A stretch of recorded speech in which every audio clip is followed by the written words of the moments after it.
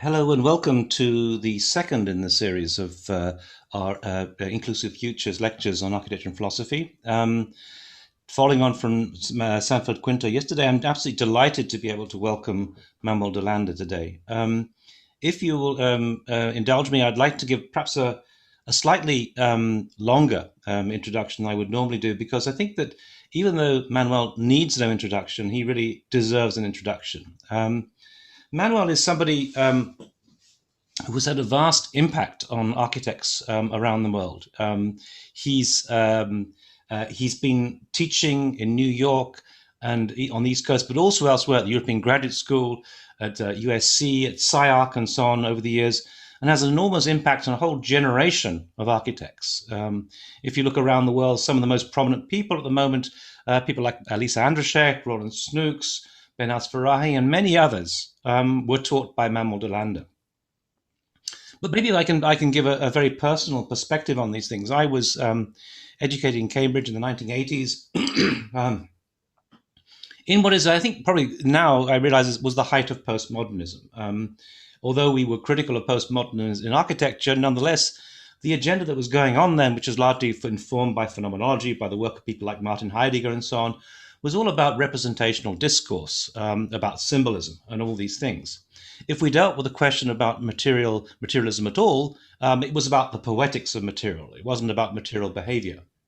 And at the School of Architecture in Cambridge, there was a school of engineering, a very famous school of engineering, right behind it. But there was absolutely no dialogue going on. The debate at the time was a debate.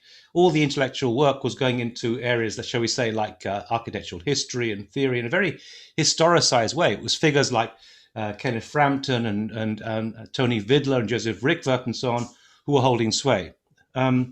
Against this, and of course, the main kind of, shall we say, manifesto behind all this in a popular way was for Learning from Las Vegas, a book that was really, in many ways, to my mind, a kind of the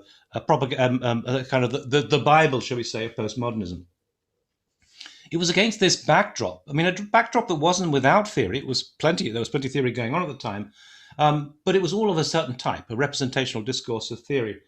And it was against this backdrop that when I was lucky enough to be invited to teach at Columbia in 1999, I was suddenly introduced to the work of Manuel DeLanda. Actually, I had before, where people had already been talking about, especially his book, A Thousand Years of Nonlinear History. But it was when I was in Columbia that I realized the true significance of Manuel's work. He was so popular in those days in Columbia, he had to clone himself. He had to give 2 lectures a week. And since then, he's gone on to become a kind of peripatetic teacher in many different schools all over the world. To my mind, though, what his main contribution was to challenge that kind of, shall we say, the culture of postmodernism. To my mind, the most important book of the 20th century, the late 20th century, was not Learning from Las Vegas, but A Thousand Years in Nonlinear History, and others that he wrote, where he challenged that dominant focus on representation and so on, and introduced a new discourse, a new dialogue about process, about performance, about materiality, and so on. And more importantly than that, he rescued the school, rescued architecture from its kind of malaise, and that is, in a sense, it's the way that it had distanced itself from its very materiality, and introduced science and technology and material studies into the theoretical framework. So to my mind, I was completely blown away by his lectures. They completely transformed him and transformed my outlook. And since then, I've had the pleasure of engaging with Manuel on a series of occasions. I've invited him to a series of conferences at London, in Bath, and invited him when I was teaching at USC to come and give a lecture series there. And each time I've kind of somehow find myself introducing Manuel to other figures around the world. In Bath, I remember introducing Manuel to Cecil Bauman, and they became good friends after that. At the USC, I introduced Manuel to Aki Menges, somebody who also is deeply influenced by that. So Manuel has somehow has been central to all these operations within architecture. But Manuel himself is not a philosopher, is not an architect. He is by training, he's a filmmaker. He came to New York from Mexico. He's native Mexico to study film. And he became a kind of what I would say is a kind of autodidact, a self-taught philosopher, a street philosopher, if you will, and was picked up by Sanford Quinto who published his work at War in the Age of Intelligent Machines, and then subsequently 1,000 Years of Nonlinear History, 1,000 Years of Nonlinear History in his own publications. Since then, after that, of course, the rest is history. And he has, I think, the way that he talks, the way he presents ideas, even though he's not an architect, somehow chimes with architectural culture. So I can't emphasize enough the impact that Manuel has had on us. And just to say, his presence here today was the result of a vote of among our members. We work in a very democratic way, and we vote on things. And Manuel, I should say, has a series of fans all over the world now, and they're the ones who voted for him. So it's a great pleasure to be able to introduce Manuel and to see him on this platform. This is exactly what we intended this platform for, to bring these ideas, the most important educational ideas around the world, to share them with others elsewhere. And I can think of no ideas more worthy than those of Manuel DeLanda. So thank you, Manuel. It's absolutely fabulous to see you here today. Thank you for that presentation. I mean, for the introduction, Neil. So I just have that picture right now of me with a poster. How do I get rid of this? We can unshare it. So I want to talk today about my new book. After decades of writing about large-scale phenomena, epidemics, warfare, large-scale economic processes, I finally decided to go into subjectivity, and specifically to what is the visual field. Now, as usual, because I've always done that since the beginning, I take an evolutionary approach to any question. And if we're going to take an evolutionary approach to vision or to perception in general, the first thing to know is that all forms of perception, all forms of sensing evolved in order to aid action. Action came first. The causal interventions of organisms into a world that is not necessarily that doesn't necessarily welcome them, that they have to struggle against in order to get resources from. And it was only after there was already action in the world that perception came in to aid action. Therefore, we're talking right now about the original sensors by bacteria and the first multicellular organisms. Every single sensory organ that evolved after that was always linked to action. This is why perception can match reality so well, despite the fact that we're not seeing reality directly, because it was from the very beginning at a microscopic level already geared to action. Now, let me say something about that.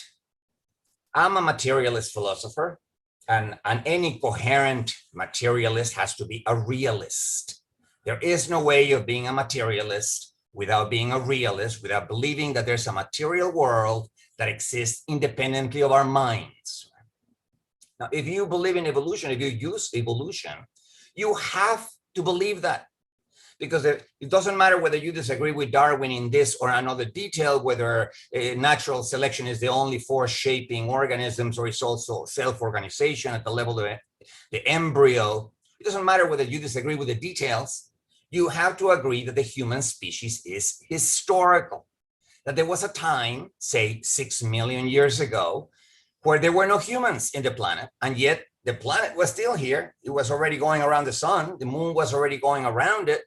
There were plants, there were animals, which obviously existed independently of our minds because our minds did not exist.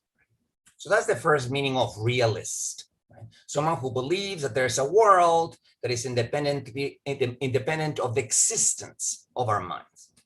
But there's a second sense of realism, which is the one that I'm going to be using here.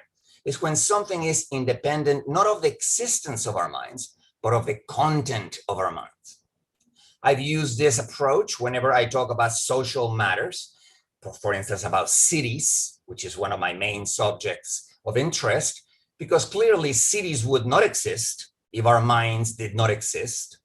But cities do exist independently of what we believe about them. In fact, most of us have the wrong beliefs about cities. Even the mayors of cities and the urban specialists and so on have a certain amount of knowledge about the city where they live in, but there are many things they ignore, and they probably ignore the entire the technical details of the dynamics of the city, which very few people have managed to understand.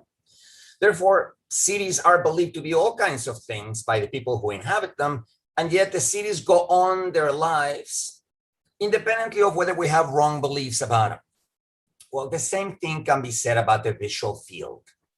Clearly, the visual field would not exist without our minds because it is a mental entity. Right? It is a subjective entity in that sense. But at the same time, it does have a nature that exists independently of the content of our minds. The majority of philosophers have the wrong ideas as to what the visual field is. And that doesn't mean that the visual field is not what it is. Right? So there's a certain objectivity to the visual field, even though the visual field is highly subjective. So, as with any materialist approach to perception, we need to begin in the world. And first of all, in the world of light. Now, this is a very, very important concept for you guys as architects to have a good understanding of what light is. You can, of course, have a perfectly good practical grasp of lighting, right? To see how the structure you just erected, how the design that you just managed to build, it looks at different times of the day because the light is coming from different directions and at different angles. You are trained to be able to see those effects, those highlights and those shadows and the interplay between them. And that is good enough as far as being designers go, to have a good practical appreciation of light. But you also need to have a philosophical appreciation of light. In the book, I use the theories of light, which to my knowledge, the most advanced, from an author called James Gibson, who studies the ecological approach to perception. Now, James Gibson taught us that when light comes into a planet like us and begins bouncing off surfaces repeatedly, a state called reverberation, when light, when after bouncing repeatedly 1,000 times, light enters into a steady state and fills completely the surface of the earth, at least the surface of the part of the earth that is being illuminated by the sun. And in that reverberated state, you can actually check scientifically that every point of in that planet, in the illuminated part of the planet, there are rays of light coming from everywhere. There's a spherical array of light rays coming from everywhere, each light ray bringing information from the last surface that it bounced off. If you think about it that way, and James Gibson calls light in this state the optic array, a beautiful concept because it's not just light, it's light that now has a potential point of view at every point due to the reverberation. Now that potential point of view can be examined completely objectively. All you have to do is intersect it or section it with a flat surface. It will create a pattern in that flat surface that can be analyzed mathematically, and that has all kinds of information about the last surfaces that the rays that arrive at that point in the optic array it bring with them, right? So you can imagine that every point on Earth is a point that it is potentially a point of view, whether there's humans in the planet or not, right? All you have to do to actualize that potential is move your eyes to that point, and then you will see all the surfaces that were visible, all the surfaces that bounced light in that direction from that point of view. So the concept of the optic array is fabulous because it tells you that the section of the optic array that is created by the retina, or the two sections created by our two retinas, are very rich in information, right? Completely different than the old idea that all that we got into our eyes was raw sense data, raw sensations. And then our brain had to use a lot of inferences to be able to re-enrich that impoverished stimulus to be able to get a representation of the world. Here we begin with an input that is already incredibly rich. Now Gibson also adds another, Gibson's book, by the way, is absolutely required reading for architects, right? Because you guys, as I said before, deal with light, but also with other concepts that he coins. Let me give one more example right before I move on. Gibson says, we have been misguided by the idea that of the retinal image, right?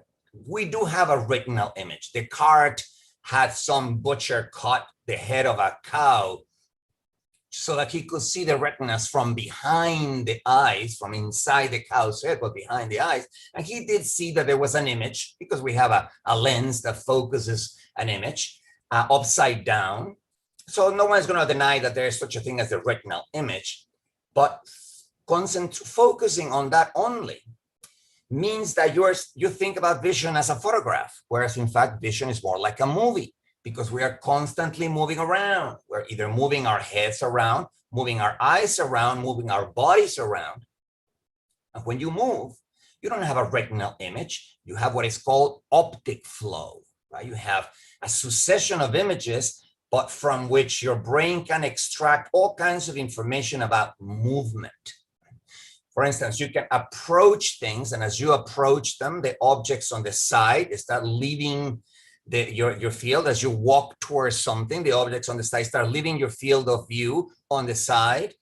And as you approach things, start getting closer. There's a certain movement, a divergent movement of the things on your side. And the same thing if you walk backwards. Now there's a convergent movement. Well, your brain can extract a lot of information from those divergences and convergences, which are not in the retinal image, they are in optic flow. Now, to summarize this, the basic idea is that when you project a piece of the world into your eyes, you're losing 3D, right? You're losing the third dimension. It flattens as it projects on your eye. But with optic flow, you're coding the third dimension into time, right?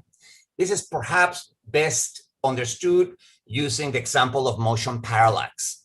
Everybody has experienced motion parallax when you're going on a car and you see the buildings and other things on the street moving very fast, the ones that are closing by, but I mean, they're the ones that are nearby, they're moving very fast. Then you focus on the buildings that are on the next block that are moving a little slower. And then you focus on the mountains all the way in the back, which are moving even slower. Now, clearly, those differences in speed are an optical effect that's happening in your eyes. The things are not actually moving at different speeds. But the fact that they're moving at different speed, the fact that there's an optical effect and a perfectly objective optical effect means that your brain can extract depth information from that time-coded information, right? So I'm not going to go over and on and on and on about the optic flow and the concept, but it is an incredibly useful concept. It completely changes your mind as to what it is, the input to vision.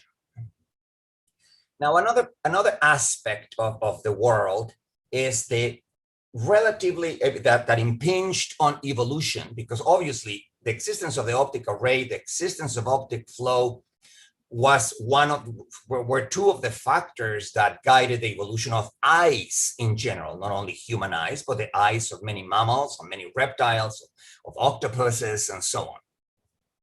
The eye evolves in order to be able to take advantage of those signs. Now, let me just say something very fast here about the concept of sign. In the 20th century, we were taught that the only types of signs were symbols, right? In which the sign is linked to its referent by an arbitrary social convention. That's the famous arbitrarity of the signifier thesis that Lacan and others used to a great extent.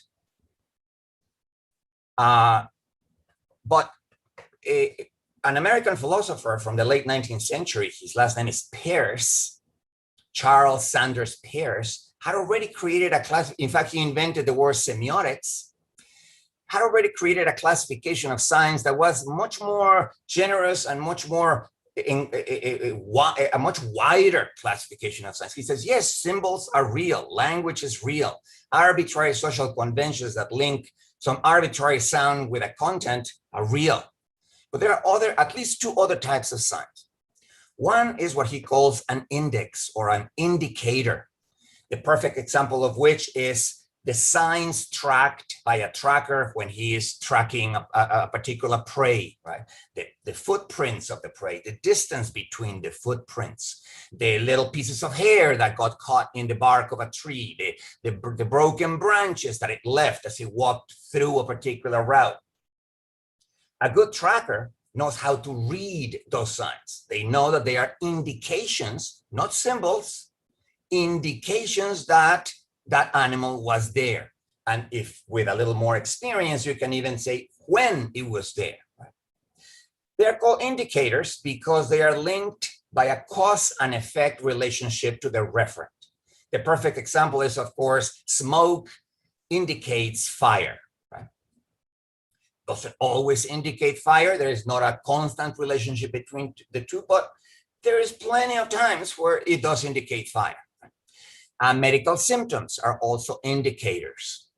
There are many things that are indicators. In fact, most scientific instruments like microscopes and oscilloscopes and electroscopes and so on, what they go for is indicators of the presence of an electric current, indicators of the presence of a bacteria, indicators of the presence and so on. When someone takes a COVID test to you, they are not really going for the virus, they are going for indicators that the virus is there, some chemical byproducts of the virus or some chemical byproducts of the immune reaction of your body to the virus. They are always looking for signs, but there are no symbols. And the fact that we left indices or indicators outside of our semiotics for the entire 20th century should be something that's worrisome to all of us because we were operating with a half-assed semiotics. The third types of symbols that Peirce talks about, which is also important for you guys because you use them all the time, are icons.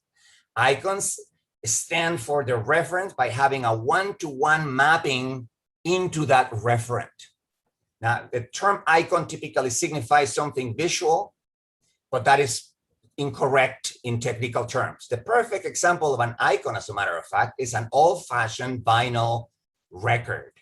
If you remember the old times or your parents' old times where they actually played records, a record is a circular piece of plastic with a groove, with a spiral groove that guides the needle all the way to the center, right? In the groove, you're coding the music by height, right? So certain aspects of sound are coded by the height at which the groove is going. So when you put the needle on, the needle goes up and down. There's a transformer inside the needle that then maps that icon, which is now in terms of heights, maps it into another icon in terms of highs and lows of voltage. That icon, that mapping, the one-to-one mapping that has all the information now travels through the speakers, and at which point it is converted into vibrations, mechanical vibrations of the speakers, which of course then produce air waves which reach your ear, and then your brain listens to the melody. Right? Now, the fact that we did not have icons either of this kind of a one-to-one mapping, you guys have icons all the time because of course your renderings of the final, design and so on have to correspond. Obviously, it's a projective mapping, but nevertheless, it has to correspond to the actual building. Your construction plans have to be in a one-to-one relationship to whatever it is that's going to be built out of them. You deal with icons, and yet I wonder how many architectural theorists have actually dealt with it. Anyway, in my case, we need this because what is transmitted in the optic array is both indices and icons. There were no symbols before there were humans in this planet. And there were no symbols before we learned how to live in collectives in which you could enforce the arbitrarity of the conventions. So most of the signs that were used by evolution as carriers of information about the world, as guides to action, to successful action in the world, were either indices or icons. Now in the book, I make a, because what I need to now have is what kinds of representations are in the brain. We already know what's in the retina.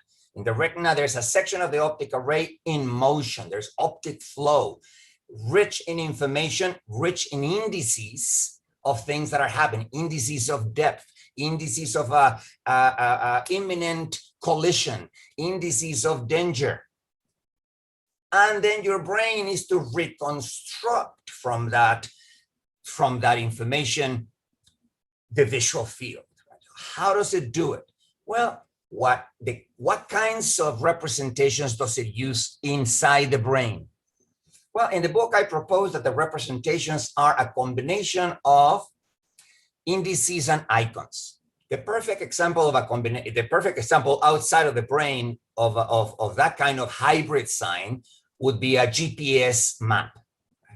In a GPS map, the one that you use in Google Maps, for instance, to guide yourself in a new city, you have the map itself, which is of course an icon, has to correspond one-to-one with a layout of the streets as seen from above.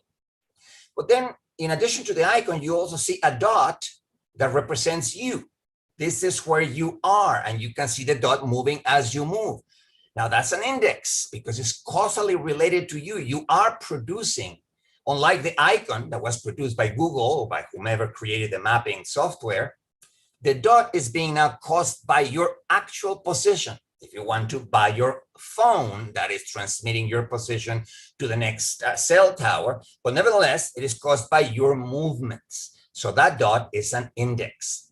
Now, in the book, I try to show how the brain, by using hybrids of icons and indices, can represent all kinds of things. The icon can, for instance, represent the entire body, as they are maps of the entire body inside our brains, like the famous homunculus that you probably have seen the drawing with like really large lips and really large hands. You know, the size of the homunculus is represented by how sensitive that particular part of the body is. And so the larger that part, the larger the lips or the larger the hands, mean that we have a lot more sensory neurons in those parts, which is in fact true. So everybody has seen the homunculus wrapped around the brain. That is, the first map that was found is perhaps the least important of the maps, because we have found all kinds of body maps in the brain. But they all have that same structure. There is a part of the representation that represents the entire body and its articulations. And then there's a part that lights up only when a particular part of that body is moving or is being active.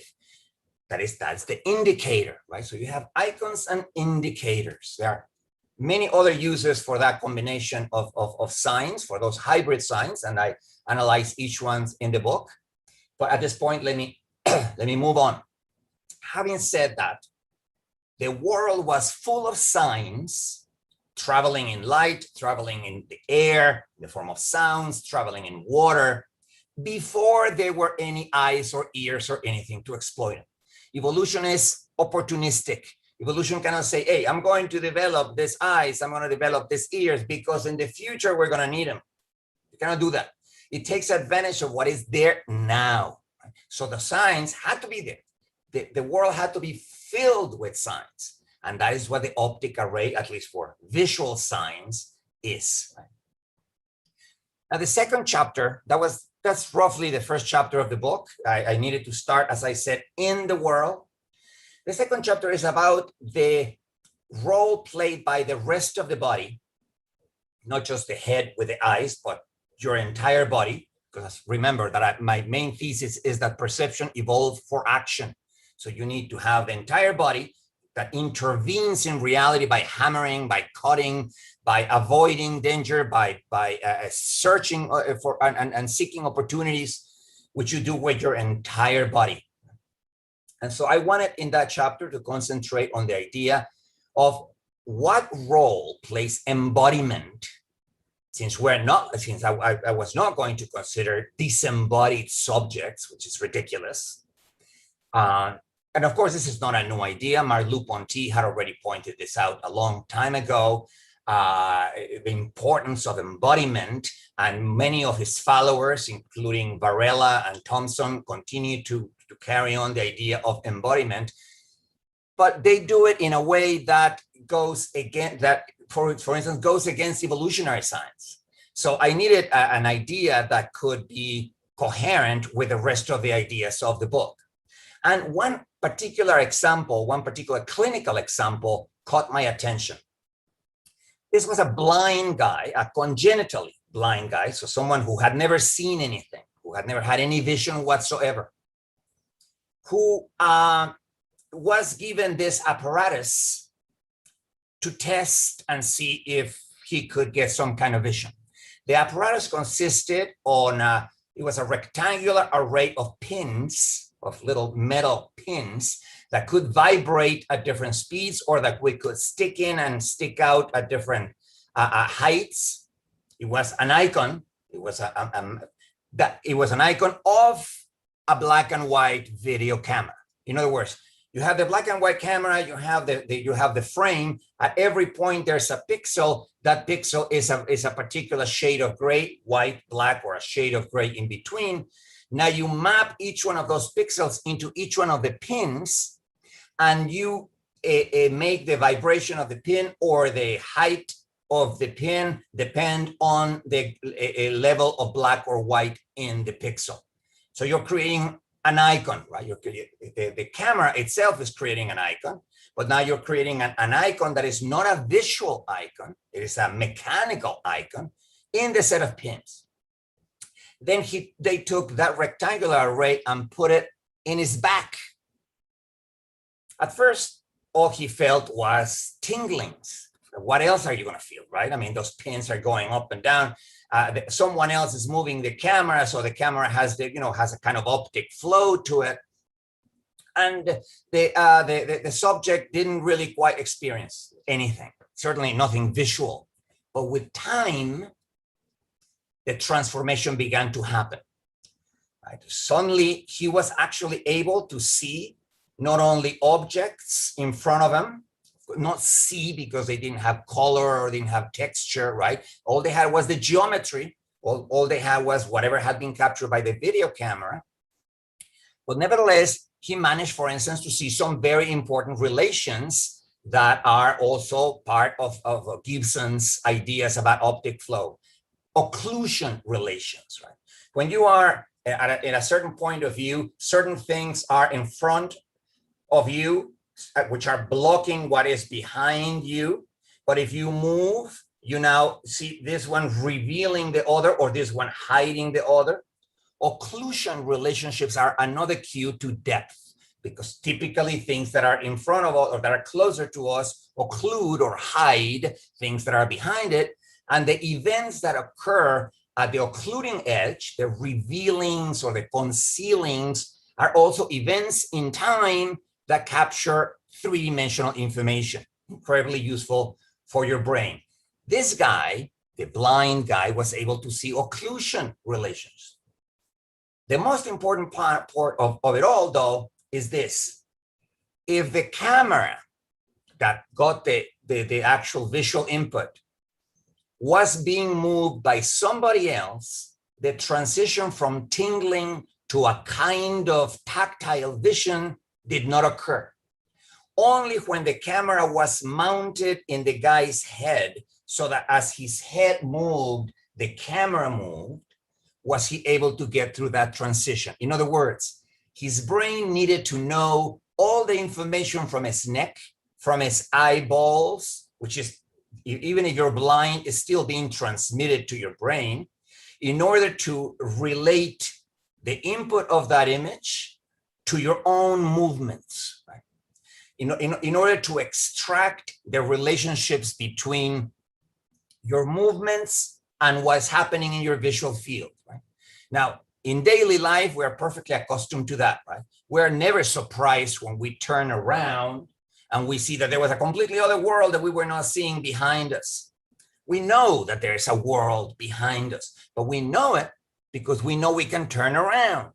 In other words, the completeness of the world is partly, or the fact, for instance, when we see a bunch of objects from a certain point of view, we do not see the back of those objects, right?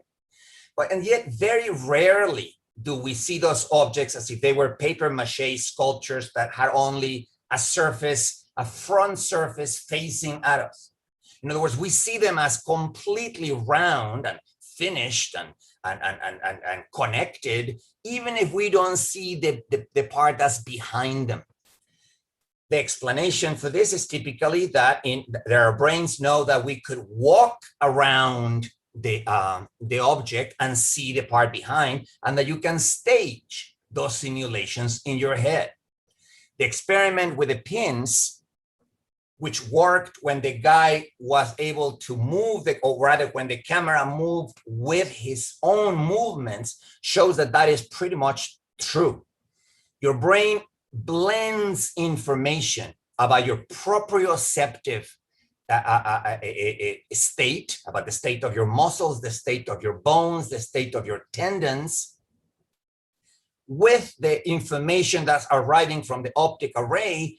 And it is a combination of those two forms of information that actually eventually generates a visual field with depth, and a visual field that's filled with opportunities and risks for action.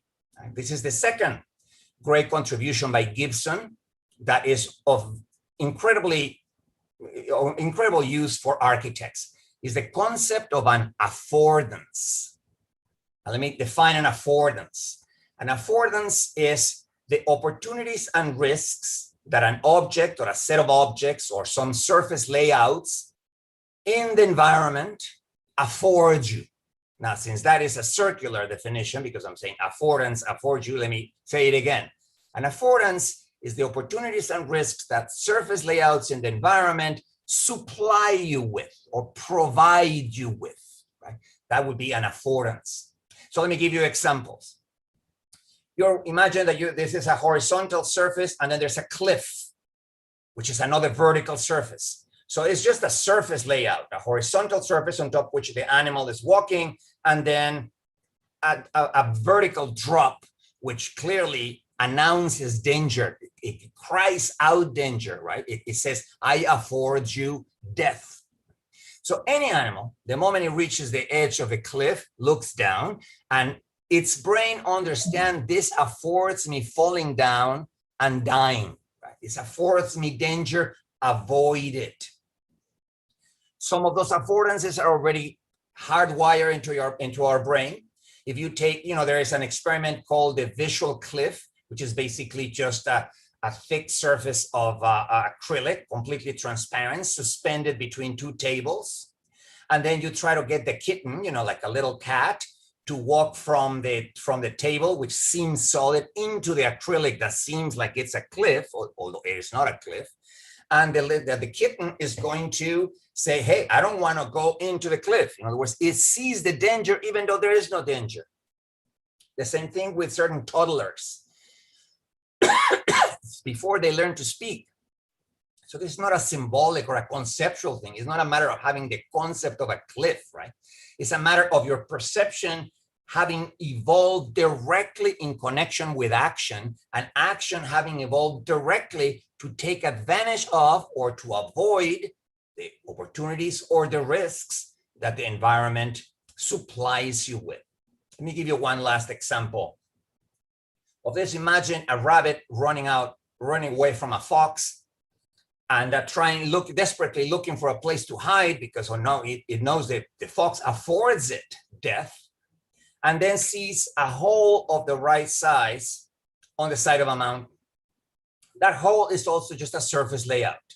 If it was lit differently, it would be a bump, right? But if it's lit correctly, it's concave, not convex, or the other way around, rather. The brain in the rabbits says that affords me a place to hide, but only if the hole is large enough for the rabbit to fit, but not too large for the fox to also fit, which means that affordances are scaled to your body. And it is your body, the scale of your body, that then gives that kind of meaning to the world, that kind of meaning in terms of affordances. Remember, this is not semantic meaning. This is not something about symbols. This is all about indicators and icons, right? And so, but it is embodiment, and the fact that it gives you a certain scale to relate to other things at different scales, that creates all those opportunities and risks for action. Okay, so far what we have is the contributions of the world and the contributions of the body. Now, there are many other aspects of the contributions of the body that I'm just gonna briefly touch on them. I just mentioned the importance of proprioception. That is your perception of where your limbs are, where your legs are, where your neck is, right? This is very different from a body image, the body image you see in a mirror, because a body image gives you your body from a third person point of view, whereas the body schema created by proprioception gives you your body, a representation of your body in terms of icons and indices, of how you live your body. It gives you a representation of your body from a first person point of view. And because my book is called Materialist Phenomenology, and phenomenology is about how you live the world, you had to pay attention to the first person point of view without surrendering to idealism, to say everything is just a first person point of view, right? So the challenge in the book was, how do you get that done? How do you do both things at the same time? So now we move, in the third chapter, I move to the brain to try to demonstrate the thesis that the brain is inhabited by a multitude, literally a population of cognitive agents of different cognitive capacities. Now, let me explain this correctly. I mentioned the word homunculus just a second ago regarding one of the maps of the body, but the word homunculus was also used in philosophy for a long time as to name a false solution to the question of how we think, right? Some philosophers thought, well, all you need to do, think of the visual field as if it was a movie screen inside your head. So what your brain does is it prepares all this data that came from your eyes, that came from your ears, and so on, and then it projects it on a screen that's inside your head, and the audience inside your head is just a replica of yourself that is watching that movie. That's what is called the homunculus. Now, clearly that is ridiculous, because if the homunculus is an exact replica of you, then it needs an exact replica of itself inside its head, which needs an exact replica of itself inside its head, and so on and so forth. You get infinite regress, you get contradiction. But it is not inevitable, right? Because what you can do is say, well, there's one homunculus, first of all, that's me. That's the complete subject. That's the one that is talking right now to you. But then there's several layers of less complex homunculi. So the next layer would be homuncula already with access to language and so on, but without having access to all the different cognitive functions that the main ego or the main self has. Then there would be another layer of homuncula, even more primitive, that have access to just sensations and itchings and burnings and the sun is too hot and so on, things that are even simpler to detect and to feel. And at the very bottom, there would be a huge population of homunculi that do not have any consciousness at all. But nevertheless, they are already cognitive. They can, for instance, process optic flow. They can understand indices. They can understand icons. They can work with them, even though they don't have any self. They don't feel anything. They're entirely mindless. But you need that lower level of homunculi, because that's where it all bottoms out. That is how you avoid the infinite regress, right? The normal case has identical homunculi, identical replicas. That's why you get an infinite regress. But if at every layer of homunculi you decrease their capacities, and higher level homunculi emerge from the activities of the immediately lower level homunculi, then And if you at the bottom postulate an entire population of homunculi that are entirely mindless, then the infinite regress danger is avoided, because you bottom out. At the bottom of it all, there's going to be cognitive agents that are handling signs, indices and icons, and that are producing other signs from that, but who don't feel anything, who don't really have a first-person point of view. But then on top of that layer, you can have several layers of homunculi all the way to the full self or the full subject. Right? Now, that idea comes from a very well-known philosopher called Daniel Dennett, an American philosopher who was the first one to come up with what I call the multi-homuncular model of the mind. Many other philosophers don't believe that you need homuncula. They believe that you can have representations in the brain, but the representations need to be self-interpreting, where I, following Peirce, the guy who came up with a classification of indices, icons, and symbols, as Peirce said, you never have a sign without a user. Those droppings in the forest, those footprints, those pieces of hair in the bark of tree, those are not signs that the deer or another animal left behind on purpose to communicate with you. They become signs when a hunter or a tracker begins selecting them and then say, this is an indicator of the deer. This is an indicator of the speed that the deer had, the distance between footprints. You always need a user of the signs. Right? The signs are potentially informative, but in order to extract that information, in order to join the sign with its referent, the footprints to the deer, you need a user. And the same thing in your brain. There's not going to be any self-interpreting representations because there is no such thing as a self-interpreting representation. You need users. But at the same time, as I just said, you cannot make those users a copy of the total user because then you end up with infinite regress. So the multi-homuncular layered model gives a very decent explanation of how this could be done. Do we have any evidence? Because Dennett doesn't really bother to give you any evidence, right? Like most philosophers, they don't care about evidence. It's like, oh, let scientists bother about evidence. But I personally don't believe in a priori knowledge. I dare you to give me a sentence right now that is true, regardless, that is self-evident, while at the same time being non-trivial. Because you can give me examples of self-evident sentences like all bachelors are unmarried men, which is clearly true regardless of evidence, but it is so trivial that who cares? So I never came up with a person that can give me an answer to this. Give me an example of a sentence that is self-evident and non-trivial. I don't know any. Kant tried to do it with his synthetic a priori. He selected Newton, Euclid, and Aristotelian logic as his examples of synthetic a priori. 100 years later, we knew when with the discovery of topology and differential geometry, that Euclidean geometry was not universal.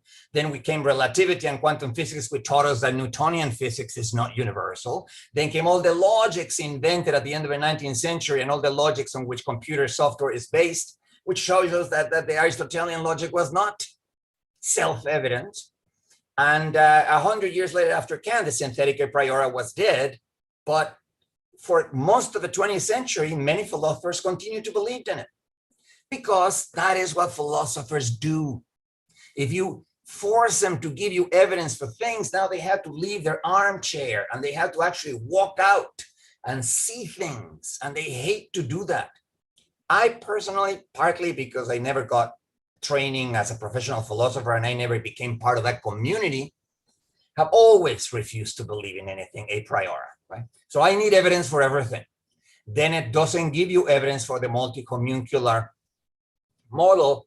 And I spend an entire chapter of my book, chapter 3, in the brain, showing what counts as an agent, what counts as the signs that agent is, and telling you the locations of those agents in the brain. I begin obviously with the lowest level of agents, the ones that are mindless, the ones that are not conscious.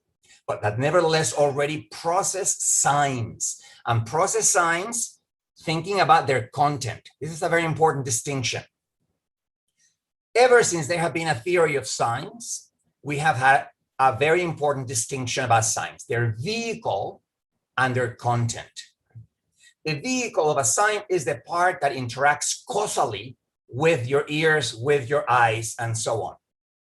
The content is the part that is intentional in the sense of being something that now is directed towards what the sign represents. It's not the vehicle of the sign. Now, the most famous example of vehicle content distinction, this is another one of those concepts that's incredibly useful for architects, is of course the signifier signified distinction that comes from Saussure. The signifier is the phonological vehicle of signs. The signified or semantic content is the content of the signs, right? But that's only for symbols. Indices and icons also have a very clear distinction between vehicle and content, right? Now, when you go into the brain, the very first thing you need to make sure is that whatever agents you postulate exist in the brain, whatever cognitive agents you postulate exist in the brain, need to be able to interact with signs both at the level of their vehicles and at the level of their content. If the agents inside your brain can only deal with the vehicles, then they are not really processing information.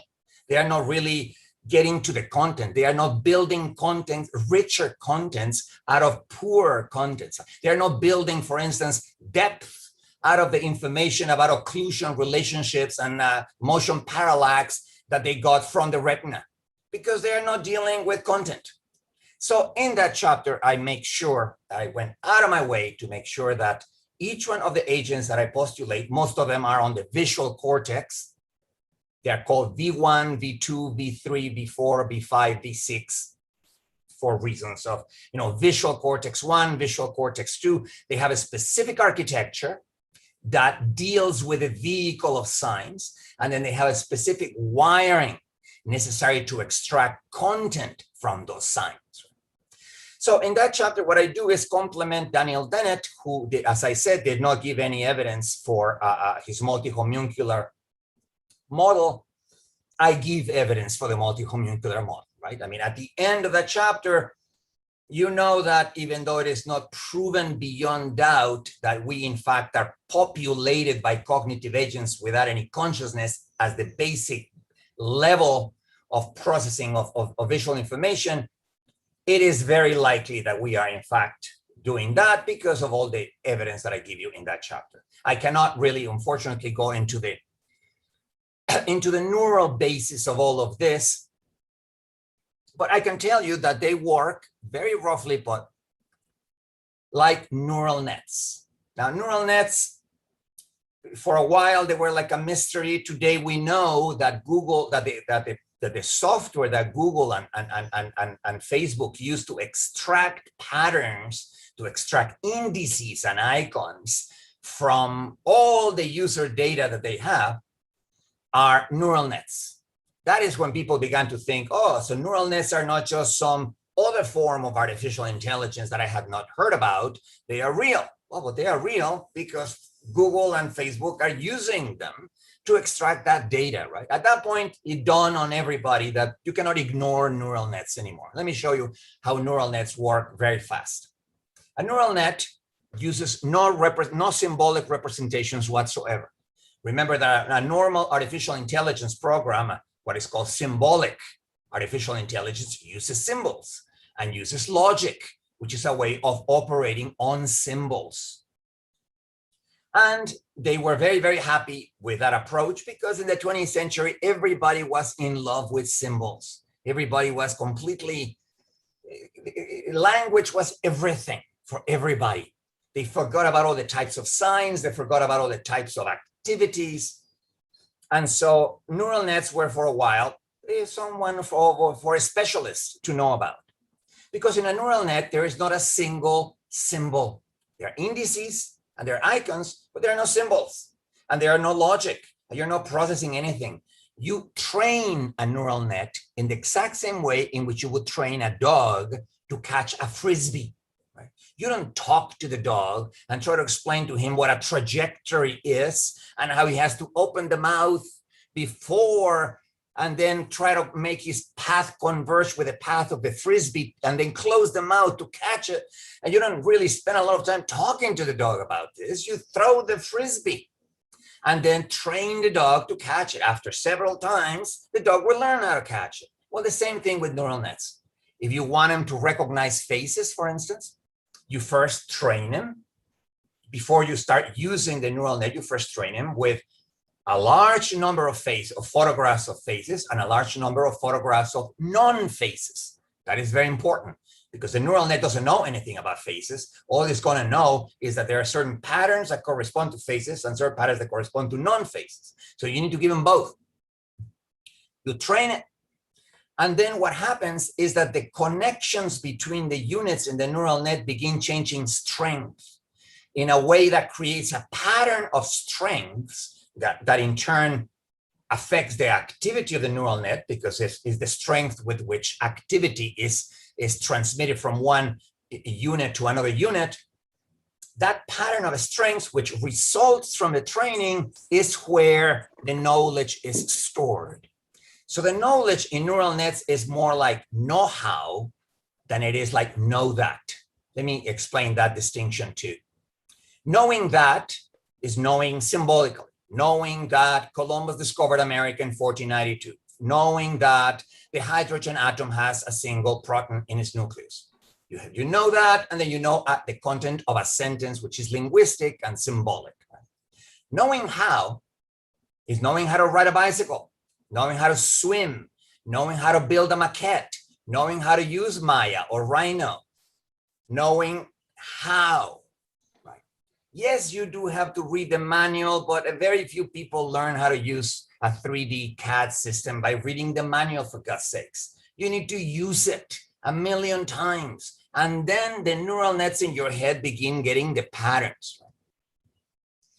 Knowing that is transmitted by lectures, transmitted by books, transmitted symbolically. Knowing how is always taught by example and learned by doing. Right? The apprentice and the master in a metallurgical shop or in a carpentry shop or in a pottery shop, the master needs to say, this is how it's done, and then show by example.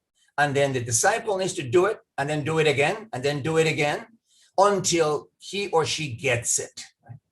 Well, your brain works a lot more like neural nets than it works like symbolic artificial intelligence, right? Mostly because our brains are very similar to the brains of apes, the brains of monkeys, the brains of other mammals who don't have symbols and yet are incredibly good at coping with adjoining perception and action in order to cope with all the challenges and all the affordances from reality. Right? So yes, we eventually develop a part of our brain called the Broca region and the Wernicke region, one for the understanding of language and the one for the production of language, which we eventually evolved. That was probably 200,000 years ago. But before that, we had almost 1,000,000 years of a material culture of stone tool cutting and of hunter-gathering social order that lasted for at least 800,000 years, in which we did not have any language, and we obviously were perfectly adept at surviving because, you know, several ice ages had to be survived, and the affordances change with every ice age, and things that were opportunities now become dangers. So clearly, we need to be able to conceive the human mind without language, not necessarily without signs, though, but without language. So in that third chapter, then I lay the evidential basis for the claim for the multi-homuncular model. In the final chapter, and this is, I'm going to end the talk here, then I had to tackle the visual field itself. For instance, what is color? Color doesn't exist in the world. In the world, all that exists is what is called reflectances. The reflectance of a particular surface is the amount of the wavelengths of light that it absorbs when light bounces off that surface, and the wavelengths of light that it bounces off. That is a perfectly objective property. And that is the basis of color, because color is an indicator of reflectance. But nevertheless, color doesn't exist in the world. There are no reds, there are no greens, there are no blues. All of those are properties of the visual field. They are directly connected to reflectances because colors evolved for a reason. But here's another important point, and one that Dennett himself makes, right?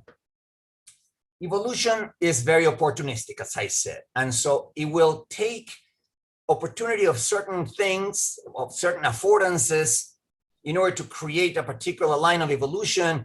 But then many other things come free, so to speak, come with it without having been really selected. The perfect example, having nothing to do with vision, but nevertheless, the perfect example is the jaw, which evolved in fish first in order to have an evolutionary function, to be able to bite a larger morsel and be able to feed yourself in an easier way and in a more nutritious way. But the chin doesn't have any function. The jaw has, but the chin doesn't. The chin comes with the jaw, but we're not going to be able to find an evolutionary function for the chin, for God's sakes. Well, the same thing with color. Color evolved so that we could take advantage of an actual property in the world, reflectances, in order to serve certain functions that are very specific. For instance, being able to tell fruit that's ripe from fruit that's green. Or even being able to, you know, a color also is very helpful to be able to tell predators that are partly hidden by the bushes, and so their silhouette of which is not complete, so your brain cannot quite fully create the shape of the tiger or the wolf or whatever the predator is.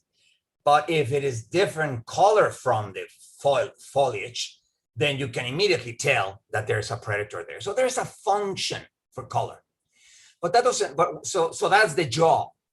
What is the chin in this case? Well, if you distinguishing red berries from green berries is the jaw, then seeing emeralds versus rubies is the chin. Our eyes, our color vision did not evolve in order so that we could see transparent objects that are colored in a very special way, like jewels are. Right? We get that for free, right? We got color vision from a very specific function having to do with affordances, but then we got the color of fire, the color of gases, the color of transparent and translucent objects for free.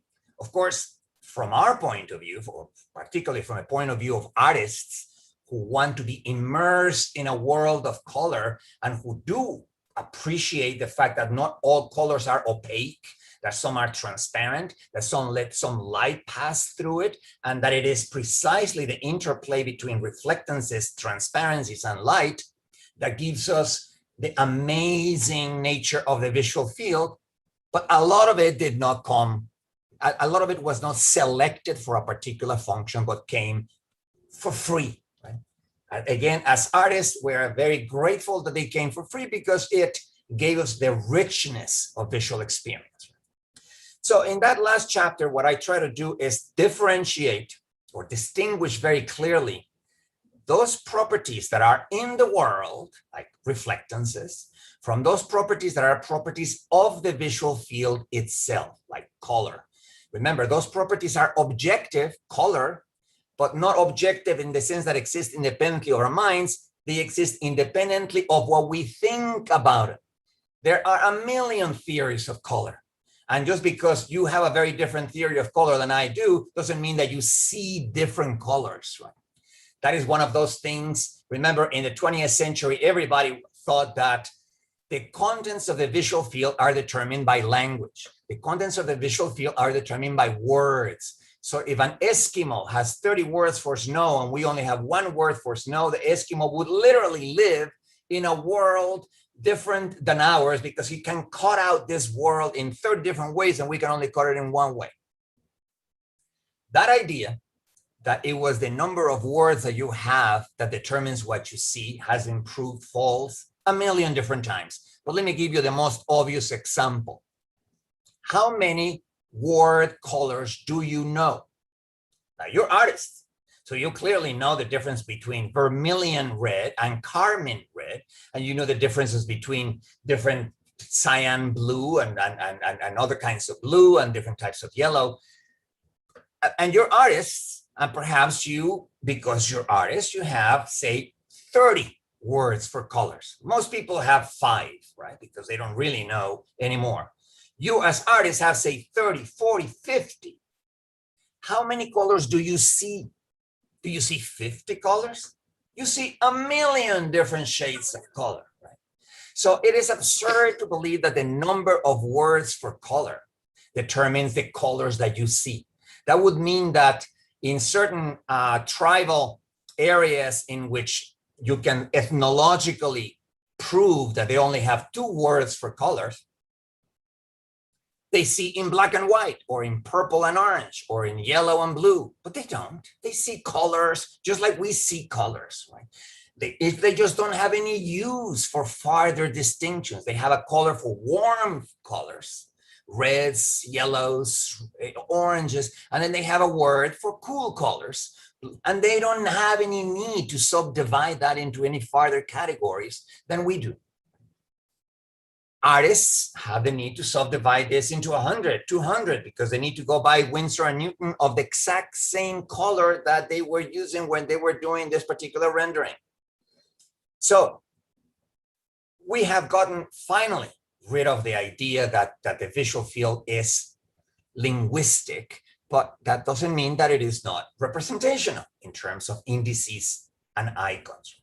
So the first thing I do in that particular chapter then is deal with properties. One of the things that I say in that chapter is this: when you look at your visual field, when you pay attention to your visual field, you realize that the only part that it is in high resolution and fully detailed is the part that you are what is called foveating.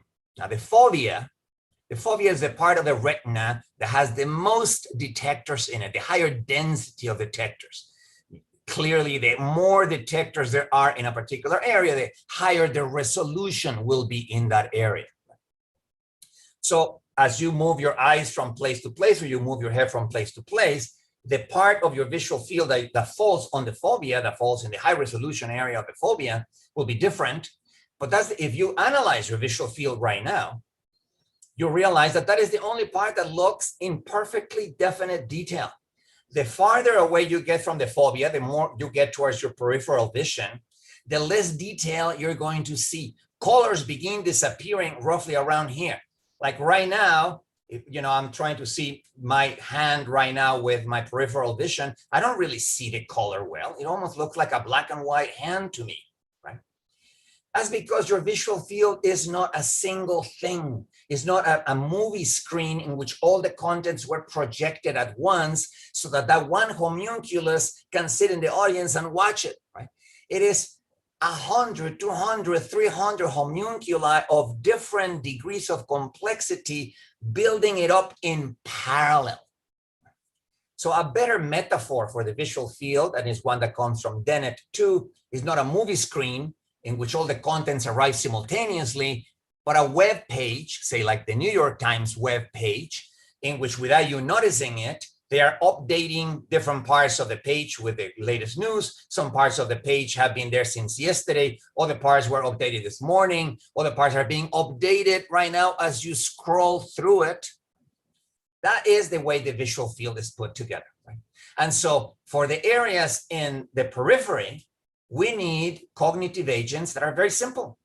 They don't even need, right now in my peripheral vision, I don't really see objects. I mean, I know that thing over there is a fan because I turn around and I see a fan. But if I try to right now while looking for, it's straight, try to figure out what representation that thing has in my peripheral vision, is some abstract thing that is not even an object, right?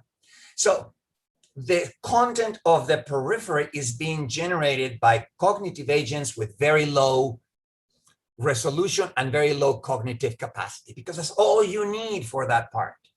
The closer you get to the center, the more resolution you need, and the more the properties now cannot just be some red color that I see a light on my peripheral vision, or some sound that sounded in my peripheral audio field. I now see properties as belonging to objects. I don't see colors. I see an object that is colored. Right? And so different parts of your visual field, you see different things. And of course, it changes as you move around and you sample different areas of the optic array. So your brain has to be incredibly fast to do that. And the only way to do it is to have a population of cognitive agents producing the visual field at once, in parallel. Anyway, so what I do in that chapter is show how, for the perception of properties like colors, edges, heights, shadows, light, you need very, very simple agents. For the perception of objects with properties, that is, for the perception of an object that is colored, in which the color is not free floating as it would be right now in some areas of my visual field, you need other more sophisticated kind of agents. And then in order to perceive situations, that is,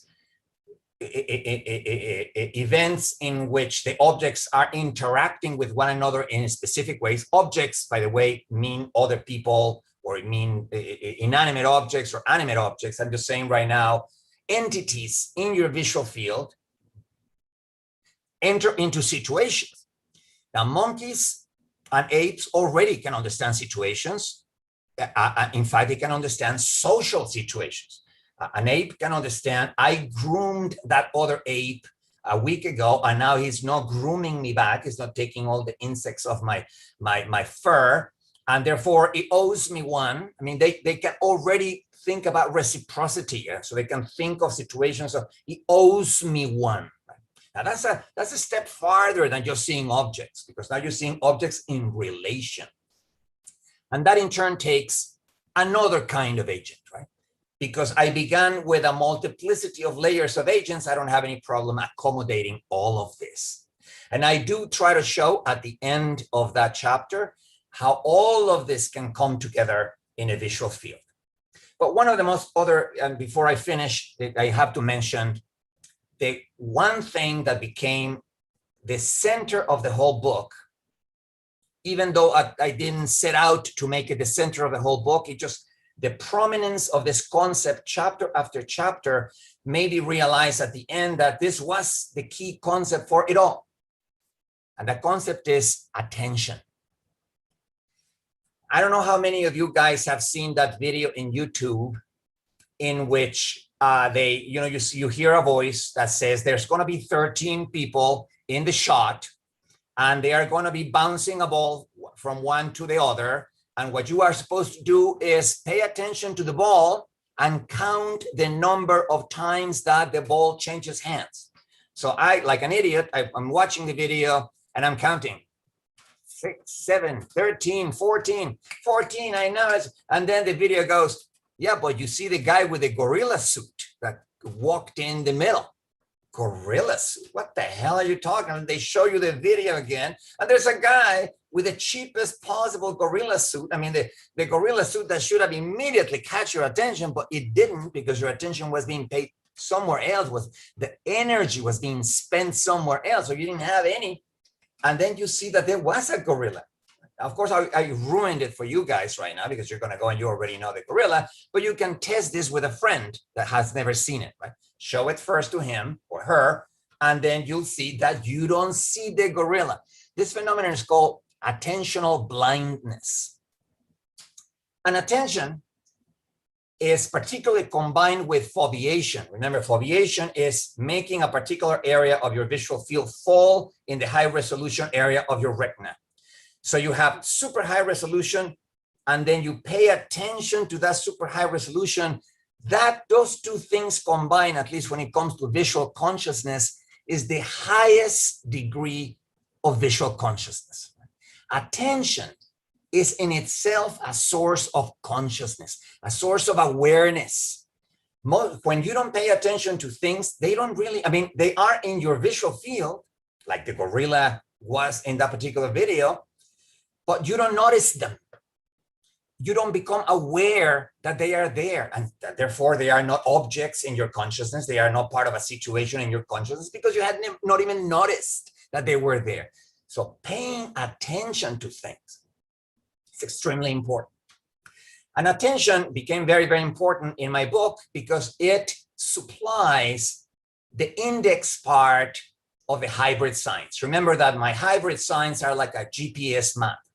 The icon is the map itself that's provided by Google or provided by Apple or provided by whomever did the mapping. And you are providing the dot of the you are here, right? The little red dot that's moving around. That's the index. It's indicating where you are relative to the map. So when, I show in the book that the section of the optic array that you have in your retina, the optic flow, because it's in time, gets mapped directly into the visual cortex 1, into the visual cortex 2. The neurons are arranged in a rectangle, a folded rectangle with distortions and so on, obviously, but it's sort of like the pins that I was telling you about before, in which every pixel of the camera was mapped into a pin. Here, every pixel in the retina is mapped into a particular neuron or set of neurons, and points in the retina that are close to each other are connected to neurons that are close to each other. In other words, your brain is creating icons of what's in your retina, right? And those icons repeat themselves when they go to visual cortex 1, then visual cortex 2, then the visual cortex 4, which is where color begins to be extracted, visual cortex 5 and 6, which is where these things are being put together with action and activity. But then what is the index? What is the part in those maps that says you are here? Well, that is provided by attention. I show in the book how the mechanisms of attention can transmit back. When you're paying attention to a particular part of your visual field, that gets transmitted back to the earlier areas, to V1, all the way back in the visual cortex in the back of your head, and lights up a little part of the icon, just like the GPS dot. It doesn't say you are here, but this is what you're paying attention to now, right? And if you're paying attention, unless you are distracted and your vision is wandering, what you're paying attention is what matters. What you're paying attention is the affordances. What you're paying attention is that a risk? Is that an opportunity? Should I be paying attention to this, or is this a trivial opportunity, or this is a trivial risk? Attention is valuing. Is making things stand up by being significant for action. And since perception evolved for action, attention is perhaps the most important part of your visual perception. Of course, it is also part of your auditory and other senses. I mean, a phenomenon that everybody knows about is called the cocktail party effect, in which you are, at an opening in some gallery or some cocktail party with 100 people, everybody talking at once, and you're talking to a single person, and you have no problem whatsoever listening to that person while filtering out or throwing back into the background all the other voices. Right? So attention selects for further processing and tells your brain what is it that you're indicating with your attention. What part of the visual field is important to you, and therefore what part of the visual field should be important to your brain. Right? Your brain counts on you to be paying attention to the right things so that it can then have a sense of valuation. These parts of the visual field are very valuable in information. These parts of the visual field can be ignored because the information is not valuable, at least not now.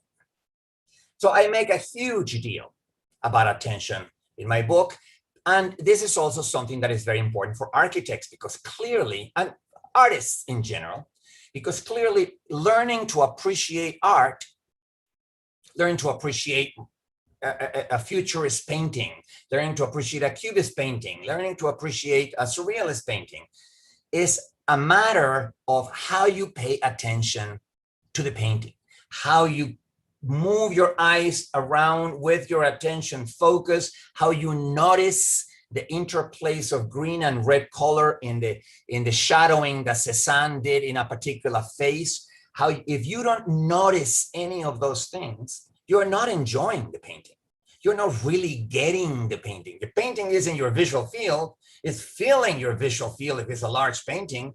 But if you're not studying it and exploring it and paying attention, and then for noticing a lot of little details that most people would never notice, you are not immersed in the painting. You are not appreciating the painting. And the same goes for buildings at different times of the day that you as an architect would know what to pay attention to it. Look at the solution that he did for those corners. But now look at notice how interesting it looks at this time of the day with this particular light hitting it in just this particular way.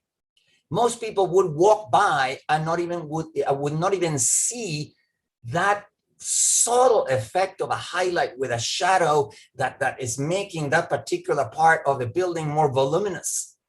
But you notice it because you have been trained to pay attention to what matters, to what has value, right? To what is significant.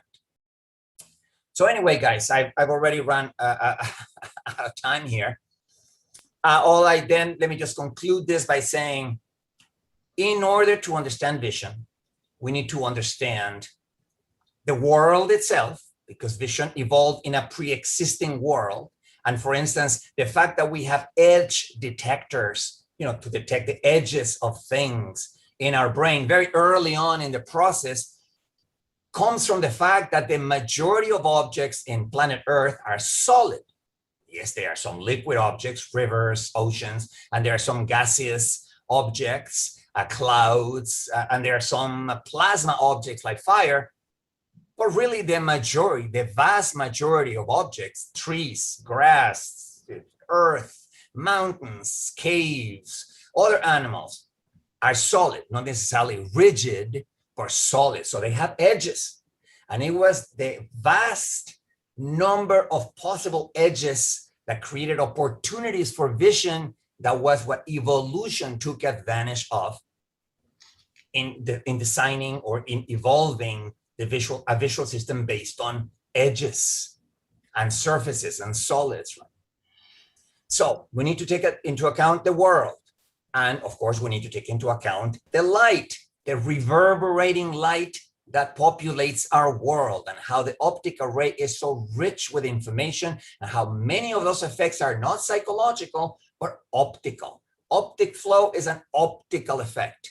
It doesn't need a subject to understand it. Very simple animals who obviously don't have self-consciousness or even any kind of self-awareness can detect optic flow and behave accordingly. So those are optical effects that are completely objective. Then comes our bodies. Our bodies, you wonder how the brain can possibly control the body, particularly when you're playing sports or you're doing gymnastics in which you're changing positions so fast that you wonder how exactly your brain can possibly send commands so that this group of muscles and these groups of bones and these groups of tendons enters into the right configuration just at the right time so that I can kick the ball.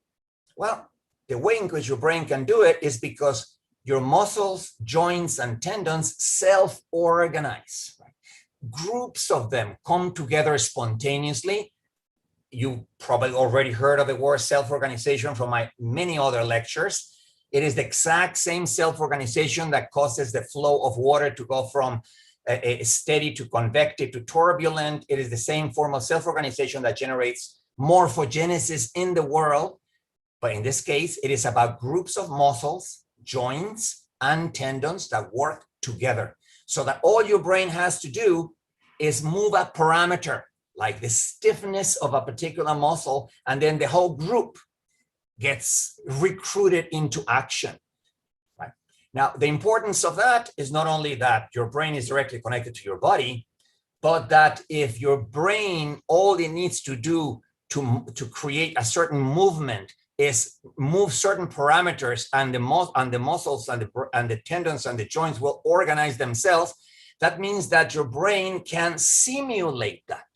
It can trigger the parameter that would trigger a particular movement and then block its actuation, its realization in actual muscles. This is one way in which we could explain, for instance, dreams. When you dream, you're walking around, and you're not walking around in some crazy way. You're walking around in a normal way. It's almost as if your brain, or the part of your brain that's creating the representation of the dream, already knew inverse kinematics, so they could animate all of them. It's not just you, it's all the extras that are walking down the street. They're all walking with a pace that you don't even notice, precisely because it's so normal, right? And those kinds of simulations, illustrated by dreams, but also in other, it can be illustrated by other types of hallucinations, are perfectly understandable once you understand the relationship between your brain and your body. It's not a micromanagement relationship. It's a relationship based on dynamics. And a similar point applies to your brain. Your brain is also a dynamical system with its own self-organizing properties, and its own ways of accommodating itself to different visual inputs, different audio inputs, different necessities and demands for action. And finally, the question is, how do you transform all of that into a lived reality? The lived reality of colors, the lived reality of objects, the lived reality of situations, which is what ultimately phenomenology is supposed to be about. Okay, guys, thank you very much. Manuel, that was fantastic. It was super clear. I mean, one thing I just want to say to our Chinese followers here, that why Chinese students love Manuel, because he is so clear. Even the concepts are maybe kind of challenging in some ways. And hundreds of things came up in terms of ideas. Since I'm here, I want to hog the platform just for a second. One of the issues that came, I've actually not heard you talk about Gibson before, so I don't remember this. I just want to ask you one question, then ask you just a point of information, and then go further. First of all, I mean, we had a discussion on WeChat, I think it was, about the way in which the term you used to use was potentialities, and you used to talk about how knives and things had a certain potentialities, and that's so close to affordances in Gibson. And I don't know whether you arrived at that concept through Deleuze, or whether you arrived at the concept through Gibson. And I certainly know there's a guy called Andre Radman who in his PhD on Gibson connects those two sort of non-representational logics. Well, the concept itself, the term, it really is dispositions. You know, that's the philosophical concept. And it embraces both tendencies, like your habits, or the tendency of, say, water to become ice at 0 degrees temperature. That's a tendency. And then you have a more complex disposition, which are capacities to affect and be affected, right? That's when I use the example of the knife. The knife has the capacity to cut, but only in interaction with something that has the capacity to be cut. A banana, a piece of bread, some lettuce, but not a solid block of titanium, which doesn't have the capacity to be cut by a knife. It has the capacity to be cut by a laser, but not by a knife, right? So capacities are more complex dispositions because you need the coupling of capacities to affect and be affected. Now that distinction goes back to at least Spinoza. So it goes back to at least the 17th century. He was already talking capacities to affect. And of course, potentialities go all the way back to Aristotle. But capacities to affect and be affected, which is the more rigorous concept, is what Gibson would have needed. He unfortunately didn't, because that is what affordances are. Affordances are that refer to the capacity of the environment to affect you, but only if you have the capacity to be affected by it. And it also refers to your capacity to affect your environment, but only if it has the capacity to be affected by you, right? That is going to depend in many cases on your scale. So for instance, imagine a lake. It's just one and the same lake. It's just one and the same body of water that is inhabited by fish and is inhabited by bacteria. Just like a lot of lakes are like that, right? Now, when you're a bacteria, you're so tiny that even though you're experiencing the exact same water than the fish, the water doesn't afford you swimming in the same way, right? Because from your point of view, the water is so viscous that you need to keep your flagella going, your little motor going all the time in the same direction just to keep moving through that incredibly molasses of water. That is how you experience it phenomenologically at the level of bacteria. A fish is so much larger that it can throw its weight around, right? It can flap its tail a few times and then it glides up to 5 times its body length. And then he flaps the tail again and he glides, right? So it's the same lake affording different things to 2 different species, right?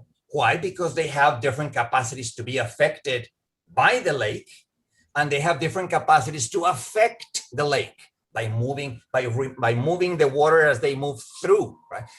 The bacterium has very little capacity to affect the lake, so that's why its motor needs to be going on the same direction all the time. The fish can flap it back and forth and still get propulsion. So if Gibson had been a little less, what shall we say, provincial, because he's a little provincial. He thought that he was inventing a complete new thing and so he could divorce himself from everything else. He would have realized that the status of affordances in general is that of capacities to affect and be affected, going both ways. Our capacities to affect our environment and be affected by it, and our capacities to affect our environment and of your environment to be affected by you, right? Like as in the case of bees that create a specific space for themselves and are creating their own affordances, or beavers who create dams in the river and are in a way creating their own affordances, right? They are affecting the environment so as to be able to modify the affordances, not just adapt to them, right? So yes, you're absolutely right. The concept of dispositions or potentialities is the one that we need in order to understand affordances. Can I just follow that up? I don't want to hog the conversation, but it's been bugging me for some time. I mean, I love the concept of affordance, and I use it a lot. I think it's really important. One of the things that I get disturbed by is, and I don't know how you stand on this, I think I know you, is Bruno Latour's concept of act and network theory, whereby these things have agency. Now, this is the thing that I really get nervous about when I use the term affordance. Can you say that a knife or affords as though it has the agency to do something? Maybe you can do something with a knife, but can you say it has an agent? Can you actually make it the subject? It affords this. Does it have agency? I wouldn't trust anything that Bruno Latour says, first of all. No, sure. I mean, it's just ridiculous, that guy. The main difference, let me just say, because I don't want to just come across as someone who's putting down some French guy. I mean, that probably has become now so common, right? It's like, hey, let's put down the French guy. The main difference between Bruno Latour, the 2 things might seem similar, but they are not. And for one specific reason, one specific concept is the concept of relationships of exteriority versus relationships of interiority. Let me explain what that means. Hegel invented relationships of interiority, which means relations that constitute the very identity of what they relate. So when 2 things are related in interiority, they don't have their own separate identities. Their identity is established in the whole. Right? This is why Bruno Latour typically fuses things like techno-science, because what he wants to say is neither technology nor science exist independently of their relationship. Now, relationship of interiority began by Hegel, were adopted by all the German philosophers of nature, Schelling and Goethe and so on in the 19th century. They were adopted by Husserl and Heidegger. They were adopted by Merleau-Ponty. They were adopted by Varela and so on. And so they are still there. They are the relationships talked about by Bruno Latour. The problem with that is that the wholes that the parts constitute when you have relationship interiority is a seamless whole. It's a seamless totality that you cannot analyze it anymore. You cannot analyze it because the parts did not have an independent existence to begin with. So the whole world becomes one big block of agencies, modifying one another and creating each other's identities. I don't buy that at all. right? And Deleuze, of course, came out swinging against that stuff because his very first book ever was a book on Hume, who introduced relationship of exteriority, extrinsic relations, things that, things are related, but they don't constitute the identity of what they relate. So for instance, a causal relationship is a relationship of exteriority. The knife has its own identity, the cheese has its own identity, but then they can interact and for the event to cut and to be cut when the knife is cutting the cheese. But after you finish cutting, the cheese is cheese and the knife is knife. They did not become fused into an inextricably related totality. That word, inextricably related, you're going to find it in Latour all over the place. Right? They love to say that. Oh, that's inextricably related. Inextricably, oh my God, well, as long as it's inextricably, it must be true. Right? That is an invention of German philosophers. It doesn't exist. The only place in the world where relationships of interiority exist is in social conventions. For instance, the rules of chess, which determine the identity of the queen and the king and their relationships to the board and their relationships to each other, do constitute the identity of the pieces of chess. There's no question about that. But then they go, and this is, of course, the linguistic turn, the making everything into language. They go, well, if in language we can have constitutive relations, intrinsic relations, then let's project all those into the world of action, into the world of the body, into the world of war, into the world of science, which is, of course, a bad move, right? So the only problem with Hume is that when you have relationships of exteriority, you may end up with just an agglomeration of things. So you need to enrich Hume with the concept of emergence. You need to say from the extrinsic relations, from the extrinsic interactions between components, a new property, a property of the whole emerges that is not in the parts and characterizes the whole. Otherwise, exteriority becomes reductionism. And this is what Hegel complained about in his book, The Logic of Science, or the Science of Logic, I'm sorry. That if you use relationship of exteriority, then everything is just an agglomeration, a bringing together of disparate things without any synthesis.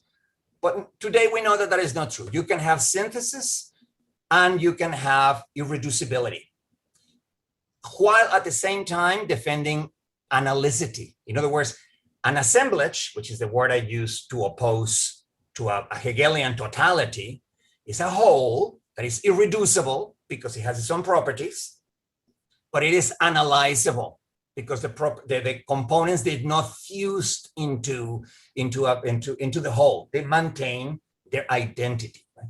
So this is something that I do, and I've been doing it for many years, following Deleuze. It is basic. It is one of those basic distinctions because otherwise things can seem very similar. Now let's go back to just one more point to the word agency. I do agree that things have agency, but not obviously conscious agency or agency that is deliberative or intentional agency. They have causal agency. They can affect and be affected by other things. Both the capacity to affect and the capacity to be affected are causal, right? And so, yes, the knife by itself, you might say that it has the capacity to cut by itself, even though there's not a user with a knife cutting, because if you mounted it in just the right way and you then develop some kind of mechanical way of running the cheese under the knife and then you left the room, the cheese running under the knife would still be caught, right? Would still be caught by the knife, despite the fact that there's no one actually using the knife, right? You did have to create the whole rig in order for that to happen. But nevertheless, before there were humans in the planet, there were already collisions of meteorites that were leaving craters, that were having a causal agency, that were doing things, right? So yes, I would agree that everything has a form of agency, as long as, number one, we do not think of that agency as intentional. Number two, as we don't think of that agency as producing seamless totalities in which everything affects each other at the same time, and the whole world becomes a block universe. We have to keep things separate, because it is that separation that allows you to maintain the, the independence of the parts. Now, the parts themselves are made out of parts, which are made out of parts, which are made out of parts. And so at every level, you're going to need, reality is going to consist of many layers of emergence. The level of atoms, the level of molecules, the level of macromolecules like DNA, the level of cells, the level of tissues, the level of organs, the level of organisms, the level of ecosystems. Each one is a whole made out of parts, but no one fuses the parts into one thing.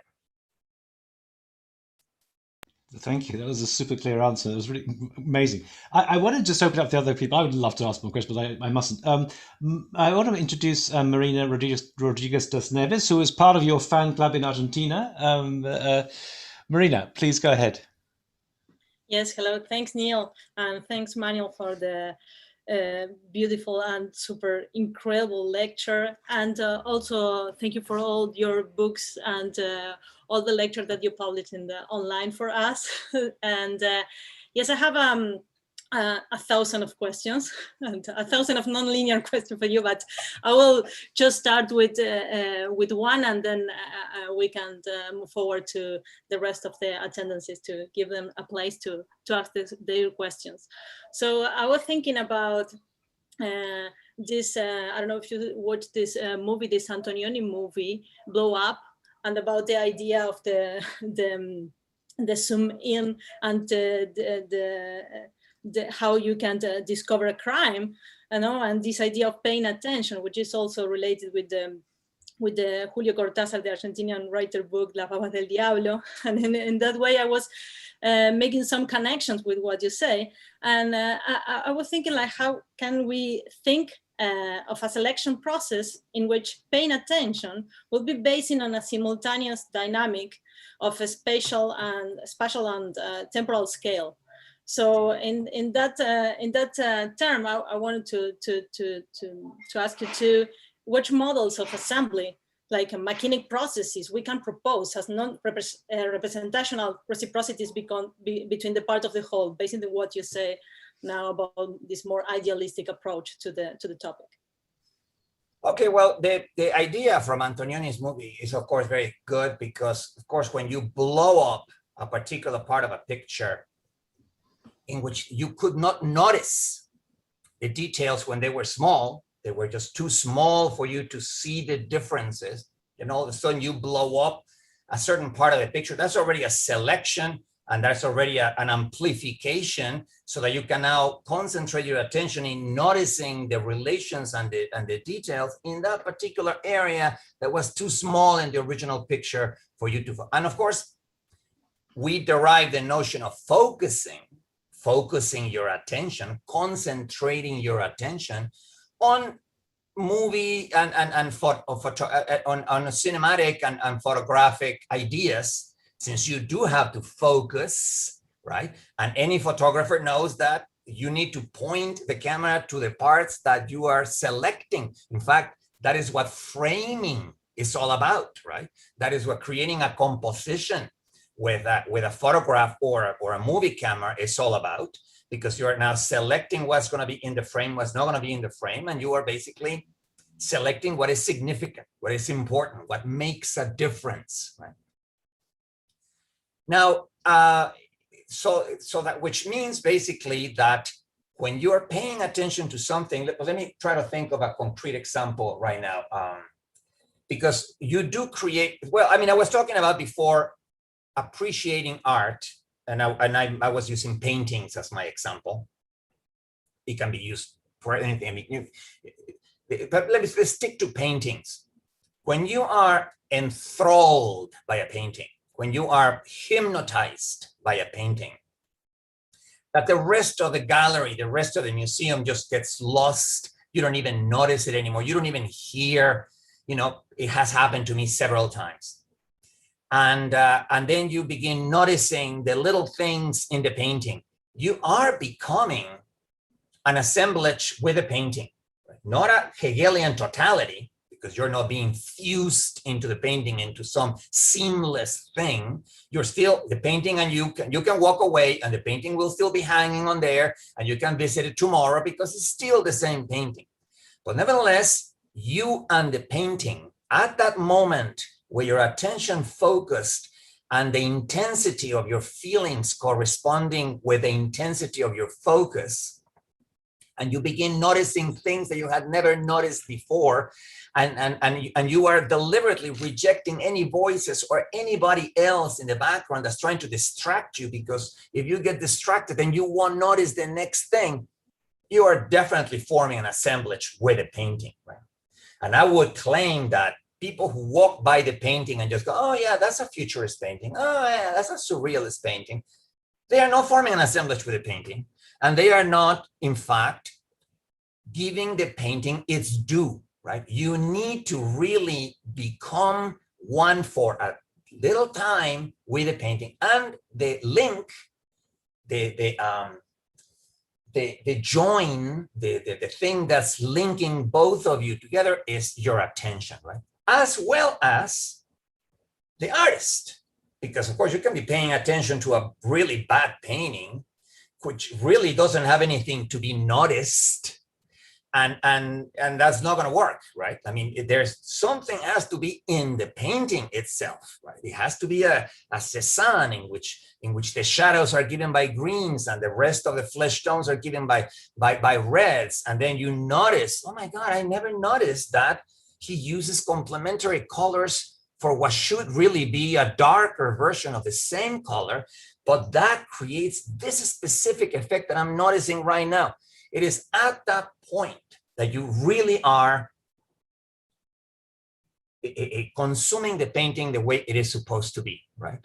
Any other thing in which your eyes are wandering around, or you're thinking about something else, or you're being distracted by this little kids playing around, and you seem to be watching the painting, that is not really experiencing the painting, right? Of course, as artists, you guys would want everybody that walks inside your building or walks in front of your building to see the facade and so on, to be like that, right? I mean, everybody wants an audience of people who notice all the little details that to you took probably months to solve.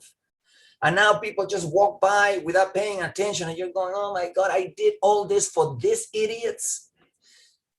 Our dream is to have an audience made out of people who become assemblages with our work, right? That's amazing. I don't know, Neil, do you want me to read the questions or?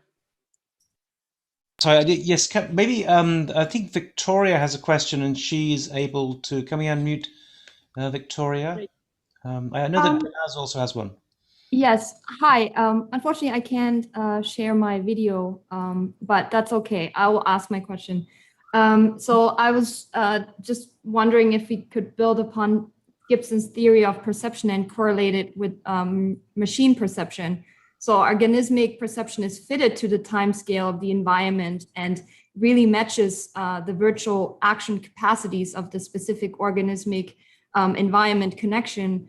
Whereas machine perception on processing is completely timescale independent, and thus because it doesn't have a body and is not embedded into these action patterns of the environment, and it doesn't have a drive for survival for that reason, I believe. So do you think that machinic perception will ever be able to reach a level of embodied perception and intelligence in the near future? That's a very good question, Victoria. And the answer is yes. But in fact, it already exists, right? I mean, I mentioned before the difference between the symbolic school of artificial intelligence, which is all about logic and symbols and making deductions, and the neural net approach, in which you train the neural nets to create certain associations between things, to create associations between affordances and actions, for instance, but without giving them any representations. Now, both are typically studied in a disembodied way, as you just said, and that's a bad thing. But once you embody them, and then it becomes robotics, it becomes the field of robotics, there's also a different way of thinking about it. For instance, in symbolic artificial intelligence, when you create a robot to be able to navigate around a particular floor, to enter and exit rooms, to follow walls, not to collide with objects, what you do is you give the robot a representation, a map, a layout, showing the layout of the floor. And then the robot computes a trajectory from where it is in that representation to where it is supposed to go, and then it just follows that representation. A completely different approach. What is his name? Well, his name is going to come back in a second, but if I don't remember, I can email it to you.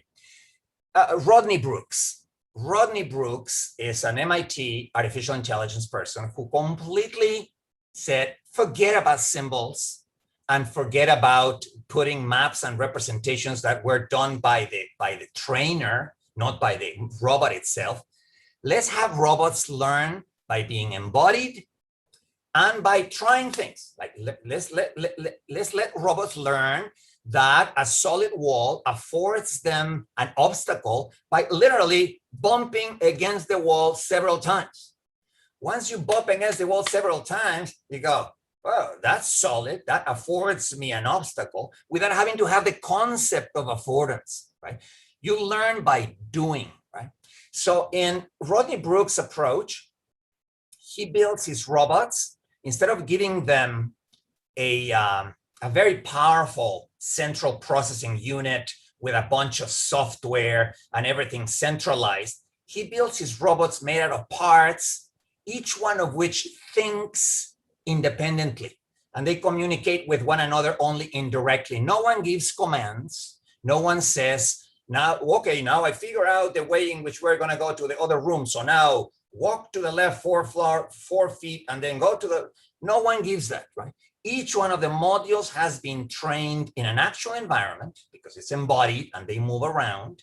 They discover affordances by themselves, and each one of the modules learns at a different resolution what the environment is. One learns only about very local features of the environment. The other one begins putting together several local features like 2 walls that meet, and that's a corner in which one has to turn. The last one begins having a more of a wider view using the input from the other 2, right? Which is roughly what I was doing in my own book, because there's several layers of homunculi, one that only perceives properties, the only one that only perceives objects, and then the other one that perceives situations, right? So in Rodney Brooks' approach, there's not a single symbol in the automata, and they all have bodies, because otherwise it would be impossible to learn, right? So it is, in a way, the very old, or the much older distinction between knowing that and knowing how. Symbolic artificial intelligence believes that everything is about knowing that, about having verbally or linguistically coded information about facts, and having a very large database of facts, and then the reasoning or logical abilities to drive conclusions from one of those facts to other facts and think logically about it. That can be done without a body. And of course, it's extremely limited. It's good for what? It's good for playing chess. It's good for playing Go. It's good for playing in those situations in which you don't have to move, in which your relationship to the board is purely mental. But they fail miserably when it comes to having to do anything in which perception is linked to action and to successful action in the world. Rodney Brooks' robots, I'm not sure how far he has been able to take this idea, or if you need to go farther, but the point is that they behave in the world and they learn from the world by behaving. They need to bump against walls to understand the affordance obstacle, for instance, as I said, right? They need to fall down the stairs in order to understand that stairs afford you walking down, but they also afford you the risk of falling down. And it's only by exploring that they can actually build some sense of what the environment is, just like we do. Because if you have a little, I mentioned the example of the blind guy with the pins. For as long as the camera was being moved by somebody else, so that he had no relationship to his neck movements, he couldn't see anything. He couldn't see anything. It was only when his own movements were added to the visual information that he was able to then, his brain was able to extract the relationships between, if I move my neck this way, now I see a completely different thing. If I move my neck this way, now I see a completely different. Only when your brain begins to realize the relationships between what you do with your body and what happens to your visual field for having done that, and those regularities begin to be accumulated in your brain, that then your body in a way gets projected into your visual field, because now your visual field is full of potentialities. Potentialities related to what you can do. Of course, you may imagine that you can fly, and that is one of the other potentialities, but let's face it, you can't fly. And so even if you imagine, oh, I wish I was a bird, and then you write a poem about it or something like that, fine, that's your imagination. But for practical purposes, you're not going to be imagining flying, because you cannot do that. But you're going to be, your visual field will include everything that your body can do, right? Because that is the way, when you were a toddler and you were exploring, you were on all fours, walking around, discovering the relationships, being behind, being in front, then moving around and knowing that there are the other side of objects. And then by the time you're 3 years old, you can hide a toy from a point of view. You realize that your parents always enter your room through that door, and that they told you not to play with your toys anymore because it was time to go to sleep, but you're still playing with your toys. They come in and you can hide it in a place that you know is not visible from the door, which means that you can already project yourself to the door, see what the optic array information would give you from that point of view, and then just hide your toy at a place where it's not visible from the door. That comes about 4 or 5 years old. But that's 5 years old, for God's sakes. And so our bodies were never separated from our visual field. Our visual field, as created constantly because of optic flow by our movements, was always part of our learning how to see and learning how to act. Thanks, Will. I'm not quite sure how much time we got left. There are really quite some really interesting questions in the chat. I wanted to bring in Bernazes also. I wanted, after that, if possible, I'd like to bring in Emiliano from Argentina. But maybe someone, if we could get Bernazes' camera switched on so she can ask a question. Hi, Bernaz. Hi, Manuel. I still don't have my camera on, but oh, perfect.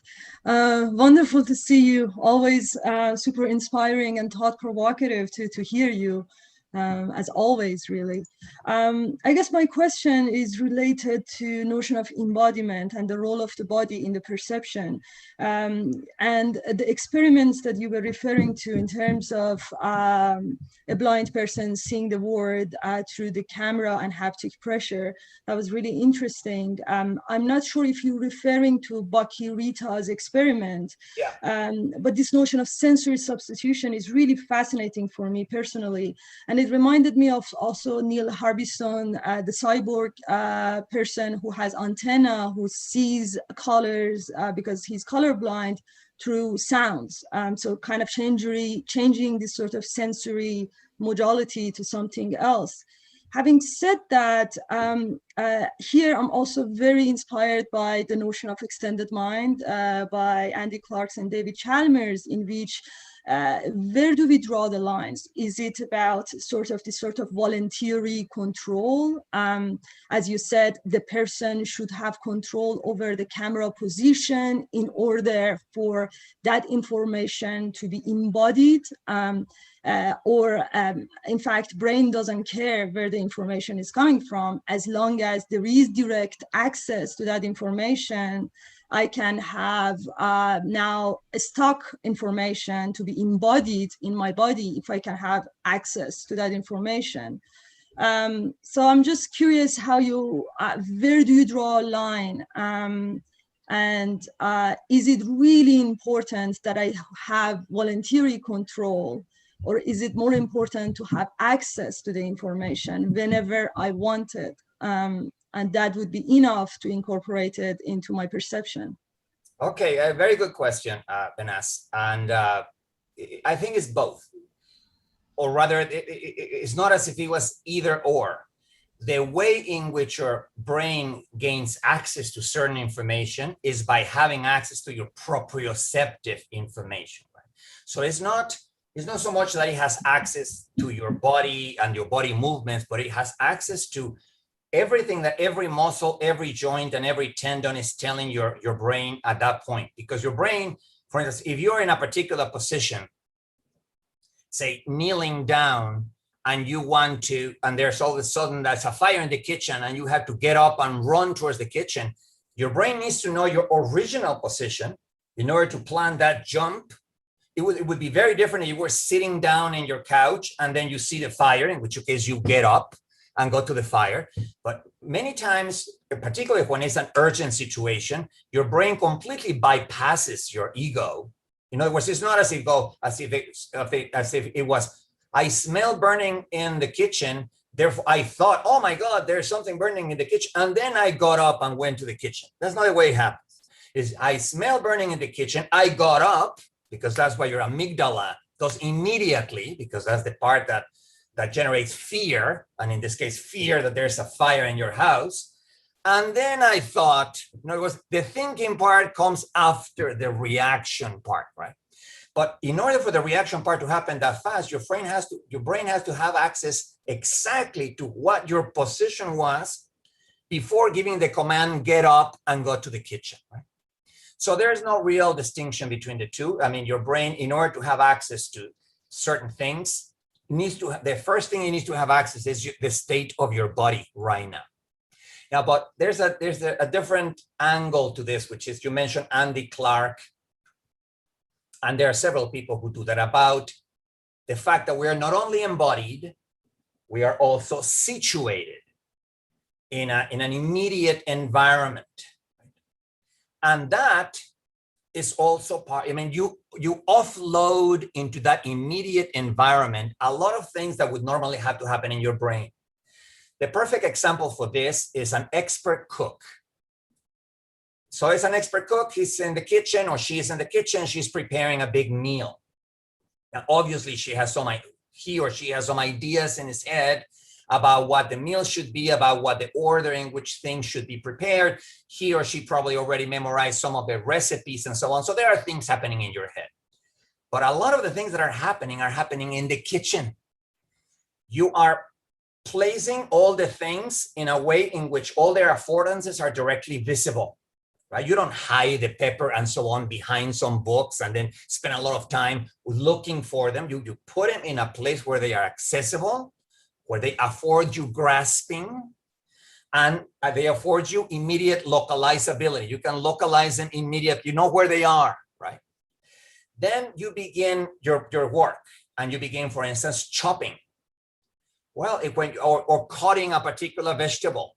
You can now arrange the pieces of the vegetable in all kinds of different ways. So you can say, oh, the vegetables that I already cut, you put them on one place, the vegetables that I haven't cut in another place. And that way, very rapidly, you can see the progress of the task.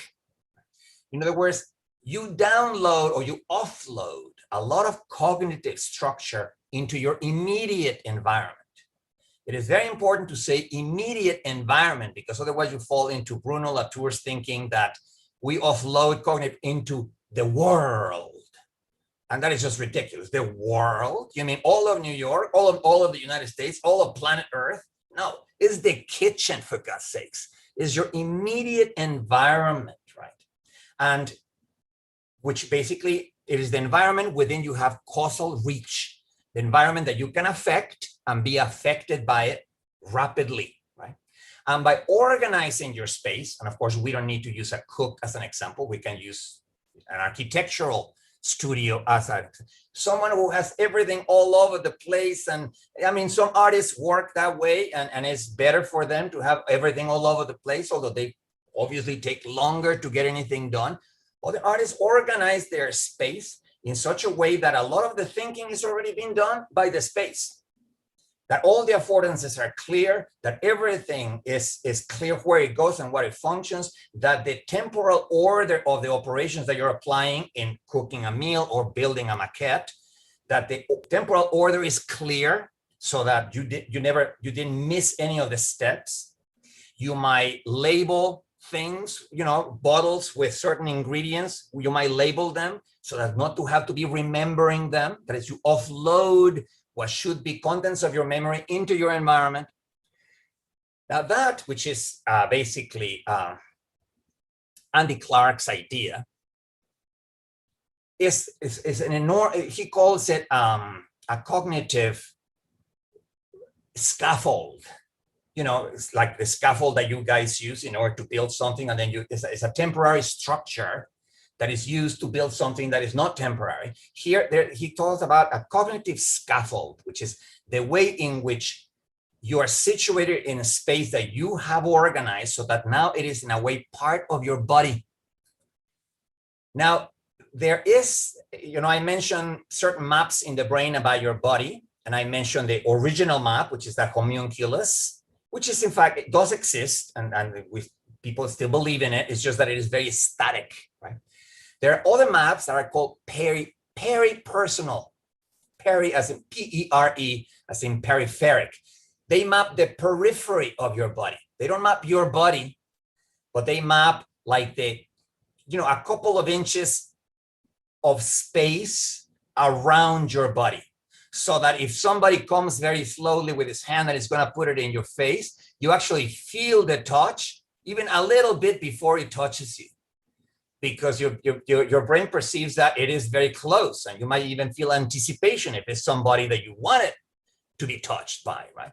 But in general, that peripersonal space can become enlarged once you begin organizing the space or when you begin using tools.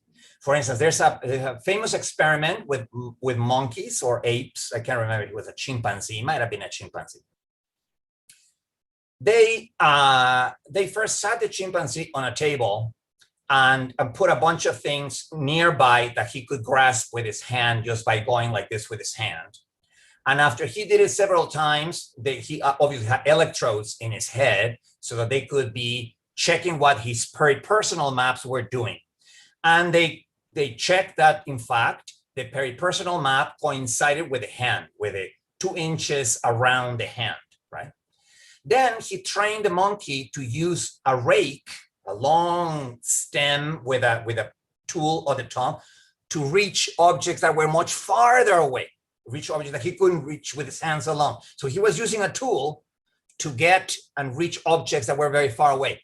After he learned how to do it and he was very good at it, they measure his peripersonal maps now, and the map for the hand now had extended all the way to the tip of the tool. Now that can explain why, when you are using a cane, not that any of you people have used a cane, I'm about to start using one, you don't feel the contact with the floor at the place where you're grabbing the cane. You feel contact with the floor at the tip of the cane.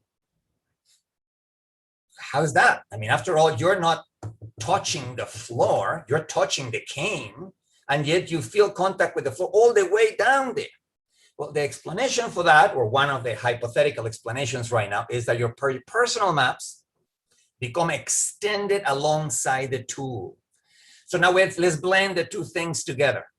We organize the immediate environment around us in order to facilitate a particular complex task.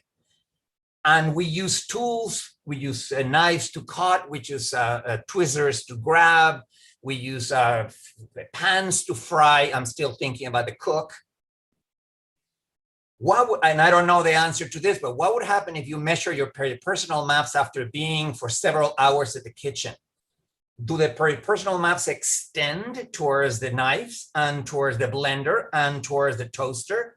Because now you know that the buttons do this, and now you have, without having become fused with the kitchen, like Latour would say, you're still separate entities, but it is via your peripersonal maps that your body can now extend into that immediate environment and feel it as if feel it, and live the environment, live it from that point of view. And therefore the cook can be extremely fast and extremely agile because the space now is in a way part of his body, right? That would be Andy Clark's idea, which I think is a very, very good idea and worthwhile considering, because you guys build spaces that will one day become the extensions of the bodies of the users of those spaces, right?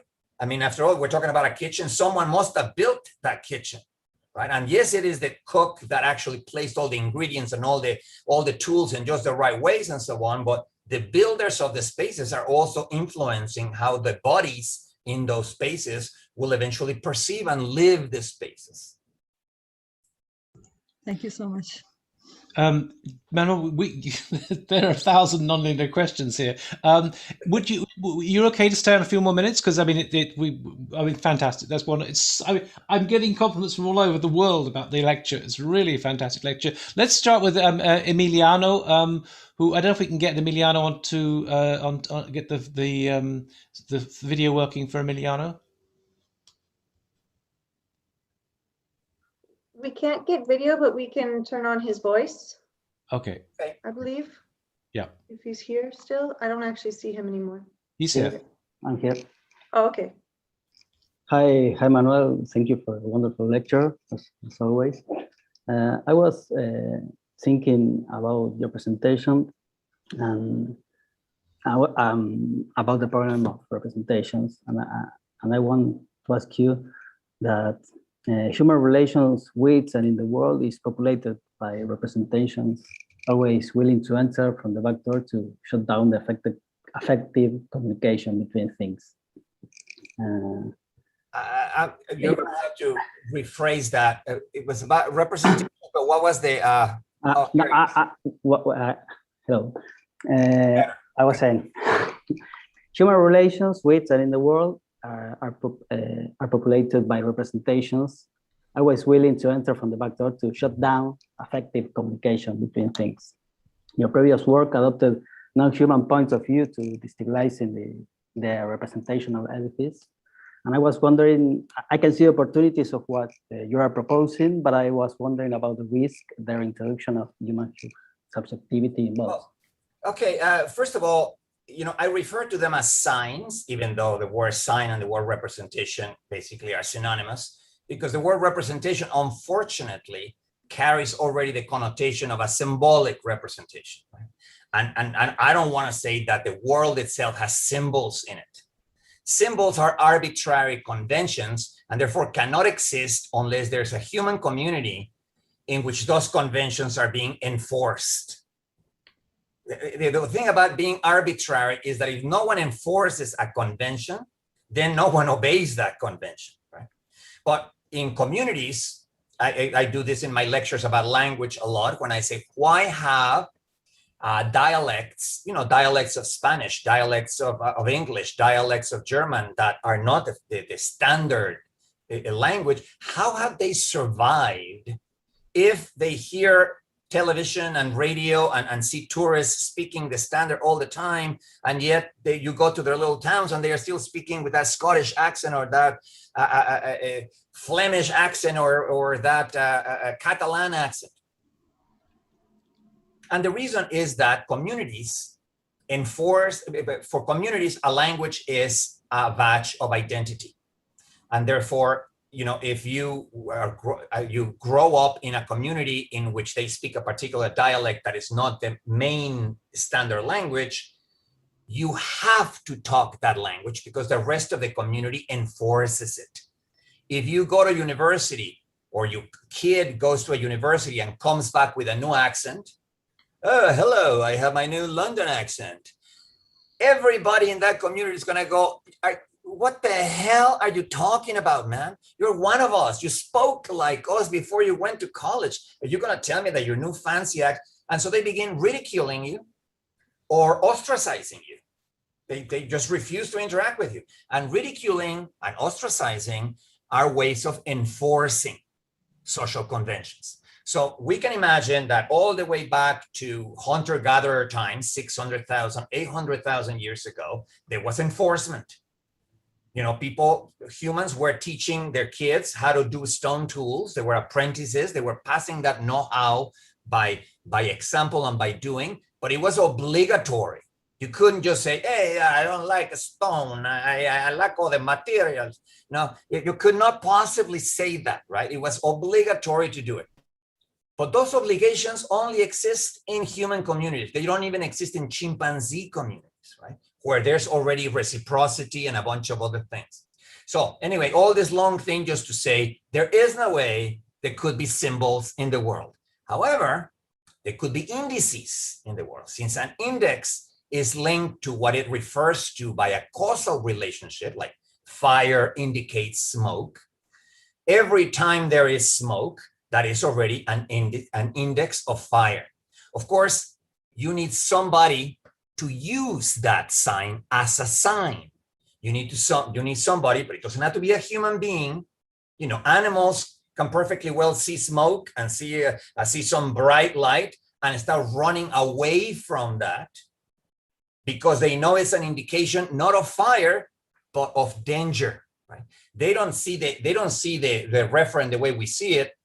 Smoke refers to fire, but they do see the affordance. This affords me danger, right? And they run away from the fire, not towards the fire. Right? And so it is in that sense that indices already existed in the world. What about icons? Well, if a predator ever uses a reflection in a pool of water in order to locate its prey, because the prey is invisible from this point of view, but you can see it in its reflection. The reflection is an icon. Since it's a one-to-one mapping to the image that you would see, it's just light doing the mapping by projection, but nevertheless it's an icon. And to the extent that there's a predator using that reflection in order to see, okay, so that's where the deer, that's what my prey is. Now I'm going to go around and then I'm going to attack it from behind. It is using already what was an icon there, but it was only potentially a sign because it didn't have a user. Now it has a user, but the user doesn't have to be human, right? So yes, all signs are only potential signs, they only have the disposition to refer to what they refer to. But in order for that disposition to be actualized, to be made into a reality, you need a user, right? This is why I put so many homuncula in our brains, because you cannot have just signs in the brain without any users, but the user cannot just be your full subject, because then what's happening there, right? I populate the brain with agents that can relate to signs not only by their vehicles, but also by their content. That distinction, by the way, vehicle and content of signs, is also crucial for artists, because in a painting, say a realist painting from the 19th century, the vehicle is the painting itself. It's all those splashes of color. It's all the composition, is the shadowing, is the arrangement of the figures. The content is what the figures represent. Oh, this is a mythical representation of something that happened in Rome, where these gods did this or did that. That's the content, right? The vehicle is the part that interacts with your body causally. Of course, in abstract painting, the vehicle becomes everything and the content is minimalized. And so you do have these differences between vehicles and contents throughout. And it's an interesting thing to track in the history of painting. But in general, all signs have vehicles, which is the part that interacts with you causally, and have content, which is the part that you interact with intentionally, the part that you follow and you go from smoke to fire. The smoke interacts with your eyes directly. There's some gassy black thing that is in my visual field. I see it. But if you look at the smoke and you follow it to the fire in your mind, oh, there must be a fire. Now you're interacting with the content of the sign, right? And in order for signs to be used as signs, you need both. You need to interact with the vehicle, you need to interact with the content. There's a very similar question, maybe, but from in the chat from Mirisible Marat. Mirisible, I've actually put you into the panelist group now, and maybe we can even switch you on in terms of the camera and thing. You'd like to ask your question? Okay, let me try to. Thank you. I am trying to see if I can get my video on.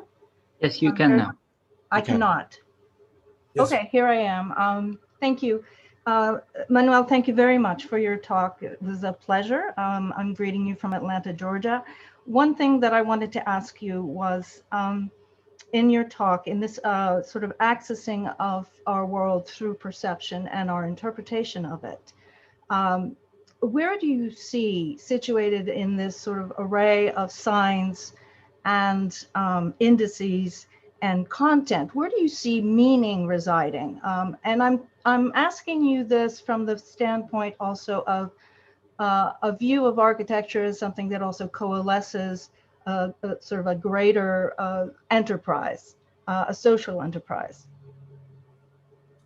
Okay, first of all, the most dangerous word in the philosophical vocabulary Yes, I is the know. word meaning, right? I mean, there cannot be a more misleading word. This is my provocation. And let me tell you why. First of all, think of these two sentences. This word or this sentence does not have any meaning. And then my life does not have any meaning.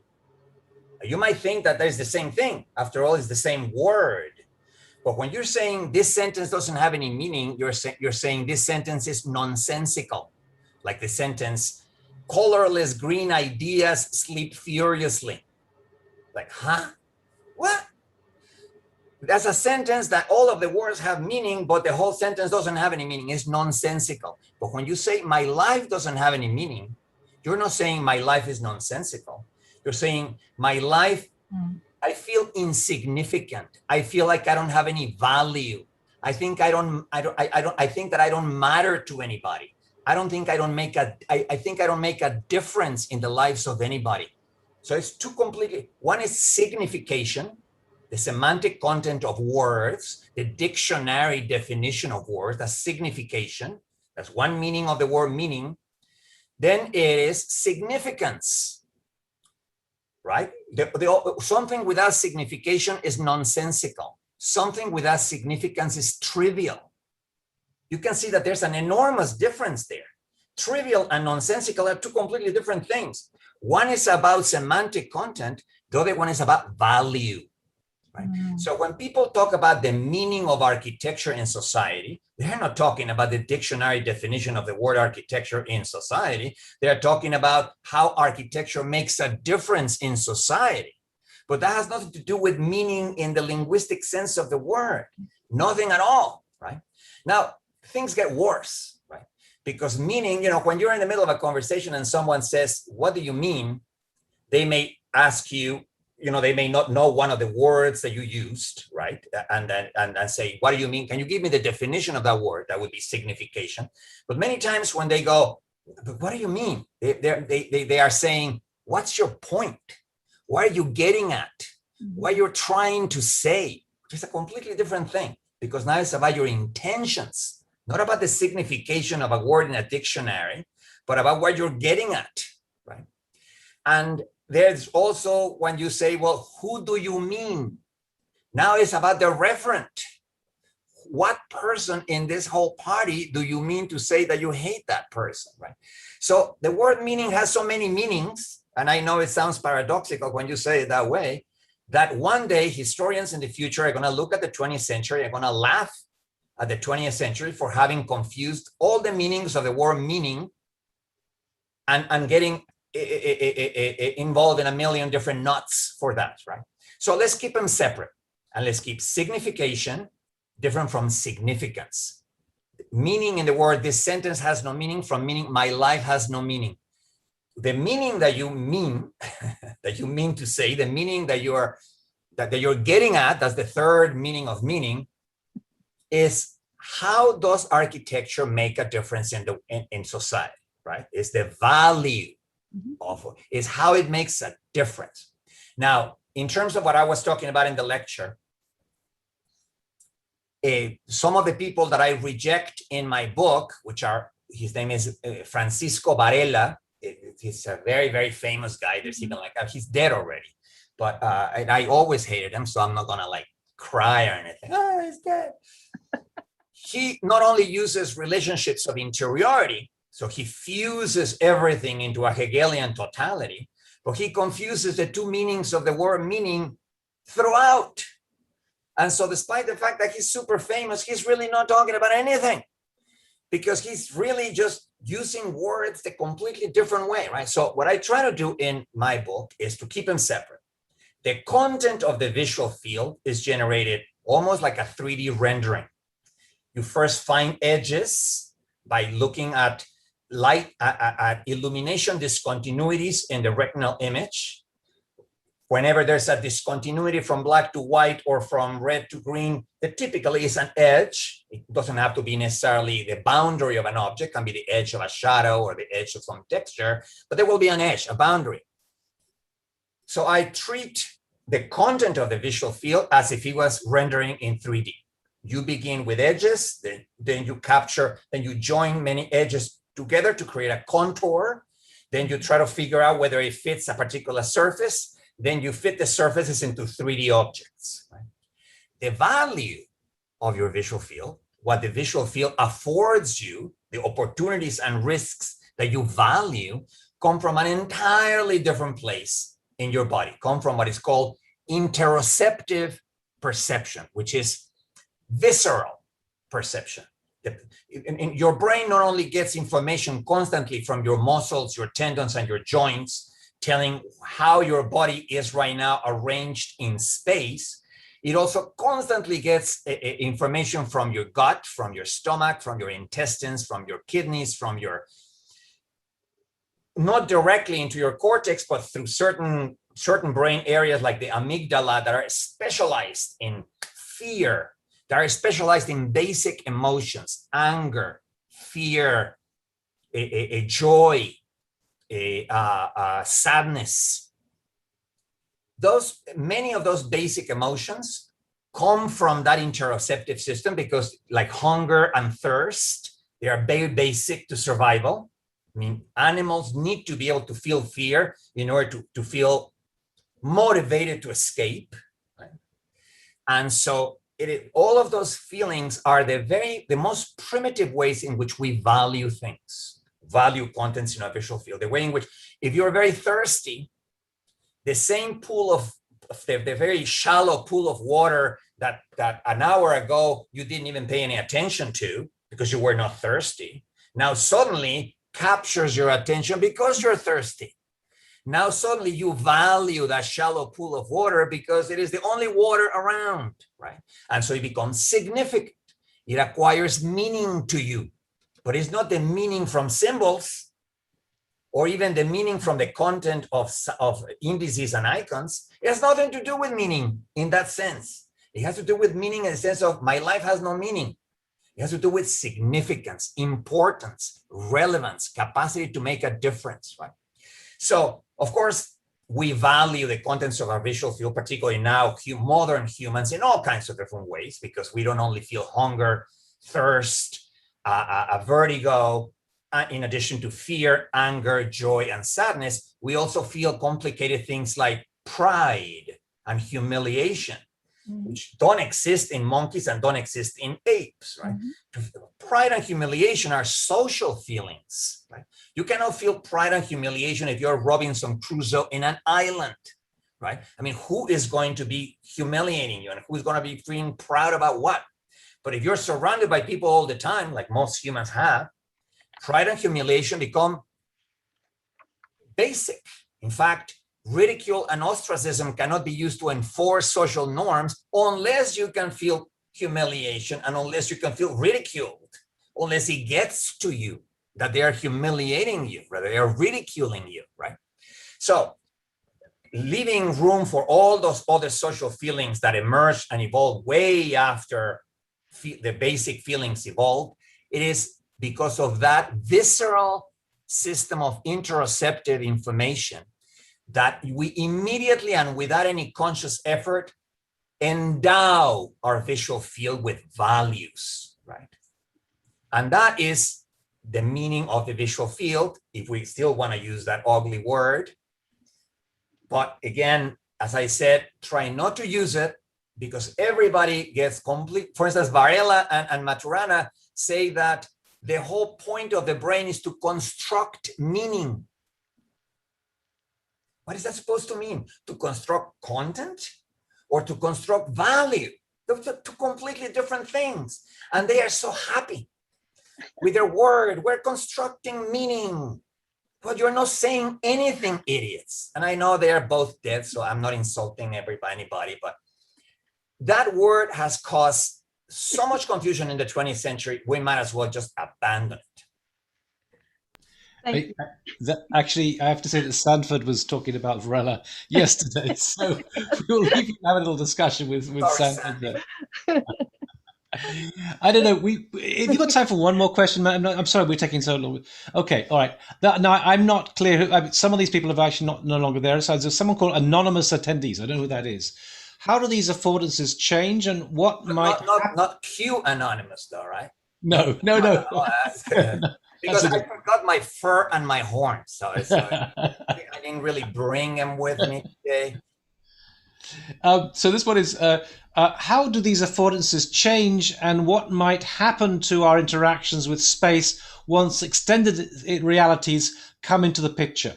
In hybrid worlds, does the dynamic aspect of the virtual world allow us to imagine affordances that may not exist in the real world?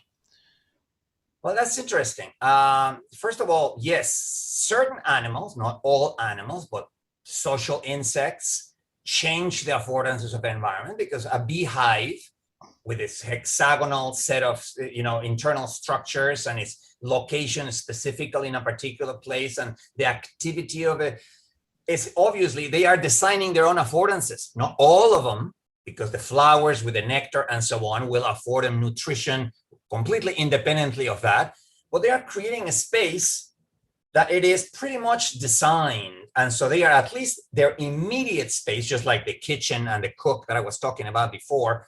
They organize the space, they offload a lot of cognitive activity into that space, and the space becomes part of their cognitive activity, right? The same thing with termites. Termites not only build architectures, they actually, in a very unconscious and evolutionarily hardwired kind of way, they put ventilation systems into those structures. I mean, the air circulates in just the right way, which means that they are being collectively architects, and they are selecting their own affordances. Let me put it this way, right? Instead of the affordances selecting them, they are selecting their own affordances.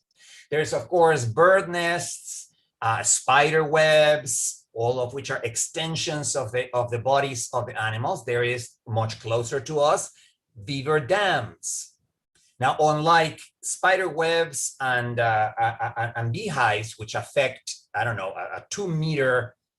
a space of 2 meters around the animal, a beaver dam can affect the river on which it's built several miles down.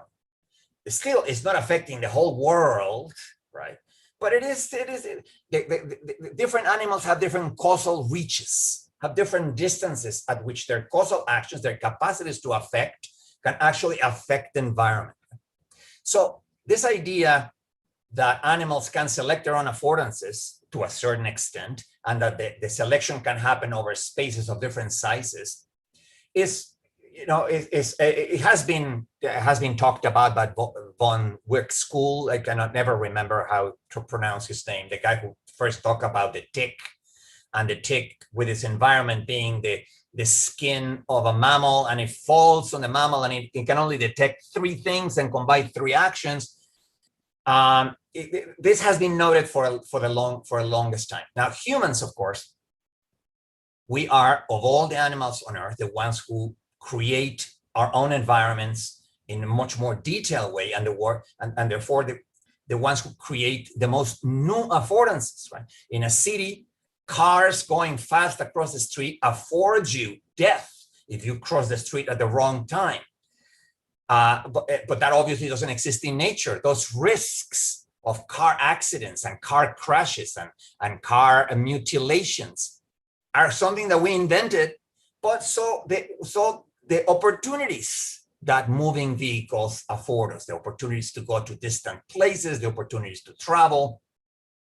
So that idea, the idea that animals can, to a certain extent, select their own affordances is true. Now, because your brain, and again, I'm going back to dreams as my original example of virtual reality, because I don't, you know, different people dream differently, and most importantly, different people remember their dreams differently. You know, I almost don't remember my latest dreams of the last few years, but I do remember many other dreams. I remember specifically when I was a filmmaker, when I was in school, I had a series of, it's called lucid dreams. It's the kind of the dreams where you know you're in a dream, right? Now, normally when you realize in the dream that you're in a dream, you try to do something that is illegal or something that you can get away with, like steal something or punch someone in the face, right? I mean, it's a dream, they cannot do anything to me.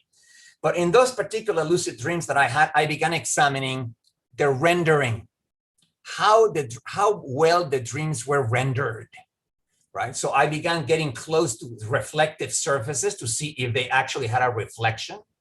I began counting the number of extras. I was in a hotel, and there were all these people sunbathing, and they were extras with faces and so on.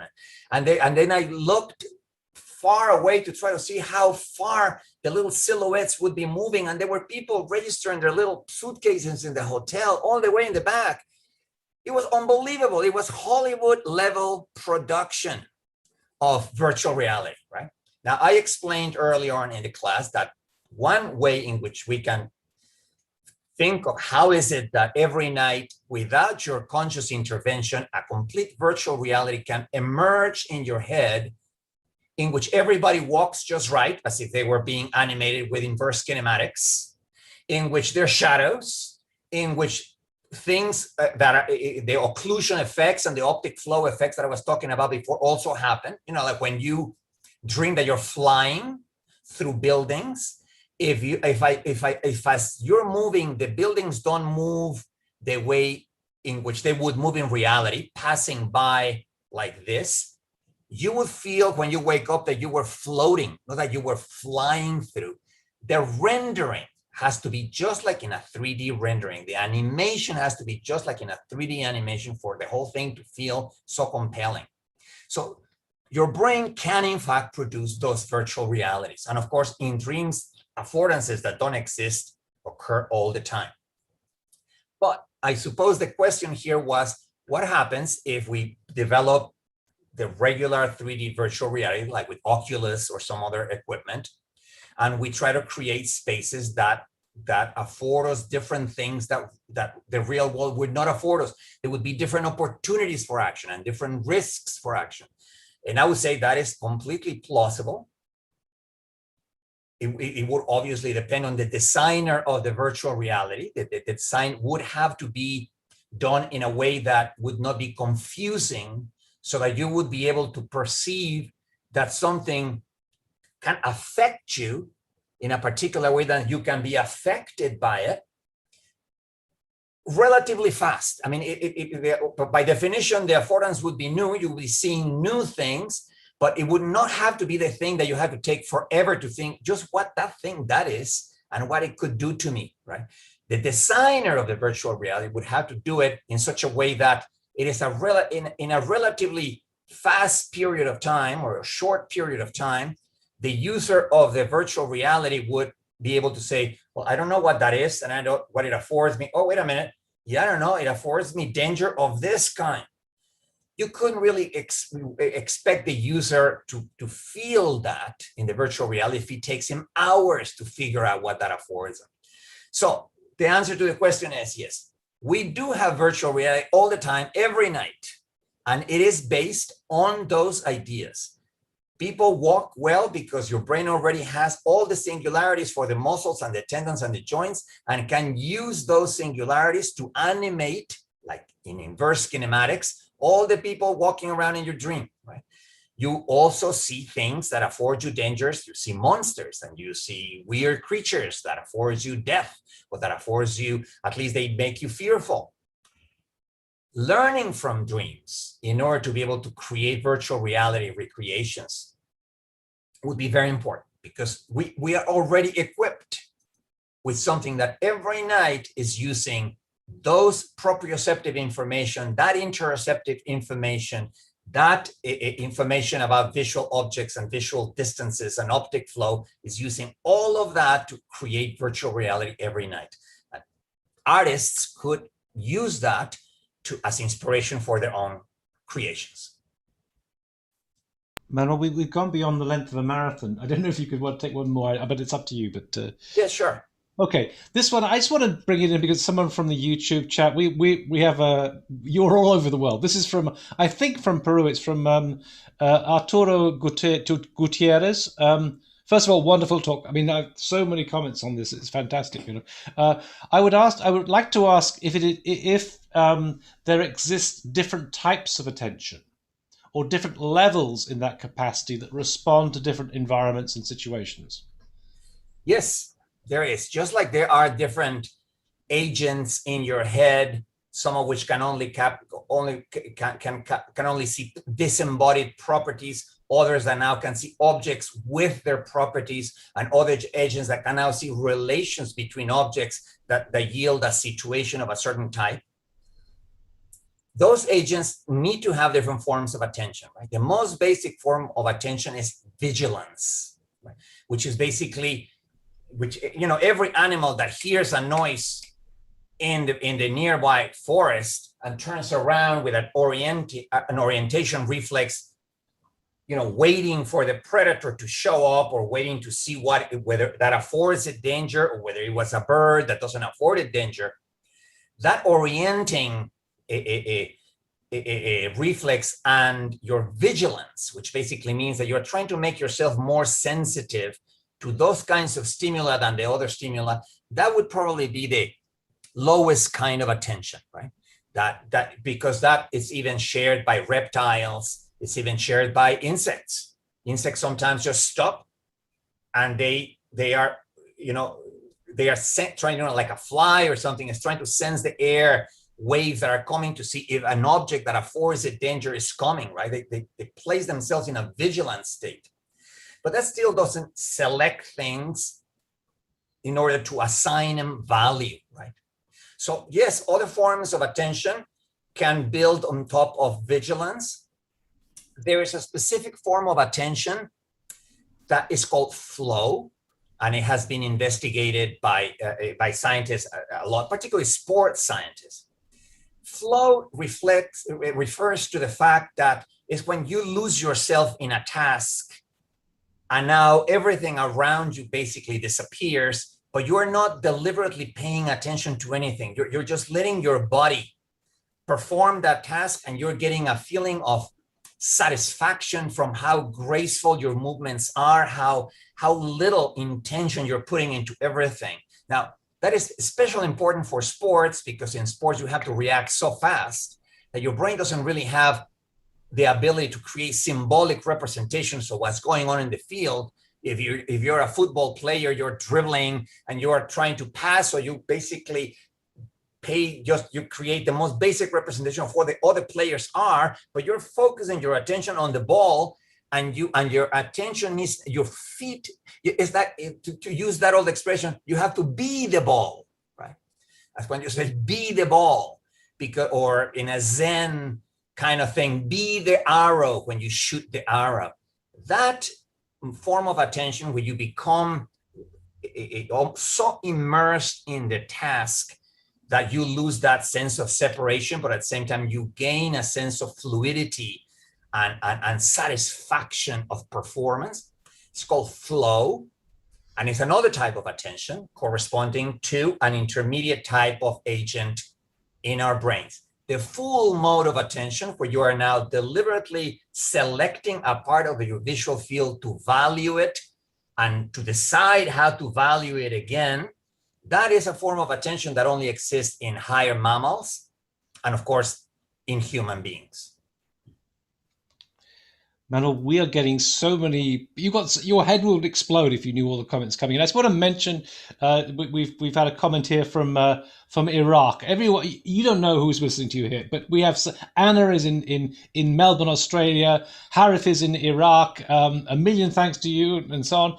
I know that there's Slobodan and Vladko in Macedonia, Philip in Greece.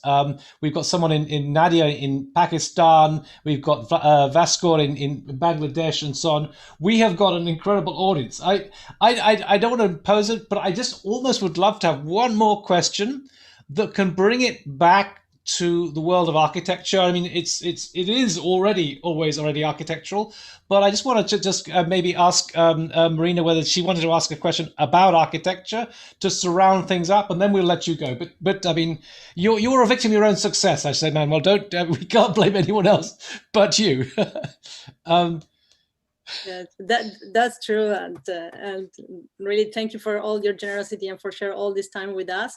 And yes, I have a question about architecture. I'm in love with this concept that you develop about the idea of the robotic historian, and I always place with the same idea, but for architecture, like kind of history that can be built from architecture itself to develop their own species. So my question is like for you is like coming back to this idea of history and this that you mentioned about the flow in a way that we can embody it like architecture. And if you can develop a little bit more about if you can imagine a history of architecture related by itself, but the self buildings. I don't know if it could be a high-rise historian or something like that, but if you can imagine that that can be possible in a way. Well, to be quite honest, I never thought about that question, so I don't really have an answer right now ready for you, but there are several things to be noticed here. First of all, I always thought that it was very interesting that just like the way in which we study the evolution of plants and animals by looking at strata and the fossils that are left in every strata, and you know, when you blow up the side of a mountain, you can see that there are layers that were deposited at different times, and it's a kind of memory, a geological memory, right? And the content of the geological memory, in addition to the type of mineral that is in that particular layer, and perhaps the purity or combination of different, there's going to be bone. The more mineralized part of animals is going to be there, fossilized. There's going to be seeds already also fossilized. There's going to be pollen already. The parts of us, living creatures that can cross the threshold back to being mineral, become part of the geological record. And it's like a book, right? It's not written with symbols. It's written with other signs, but nevertheless, right? It's really icons and indices, if you think about it, although I'm not going to get into that right now. So I was always fascinated by strata in general. Just when I went to the mountains of Oaxaca in Mexico, for instance, that you can see the strata and you can see that it's a history, that it's like a text. And so I was always fascinated by the fact that old cities like Babylon that had been destroyed several times by invasions from nomads from Central Asia and so on, they destroy them, then they built the new city on top of them, then they destroy that one and they build a new city on top of them. But then when archaeologists go back and study them, what they find is that they have also strata, right?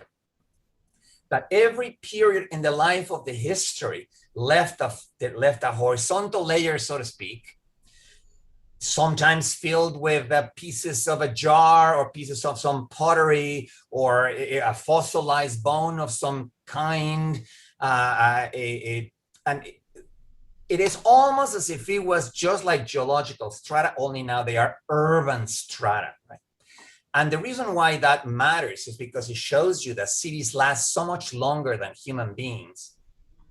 In fact, cities, as far as I can tell, are the longest living social entity ever, because countries don't really last that long.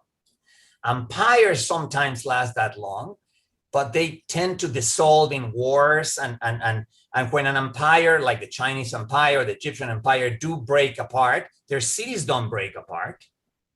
when there's a revolution in a place like the Russian Revolution or the Iranian Revolution or the French Revolution, many institutions change and codes change and laws change, but the cities are still there.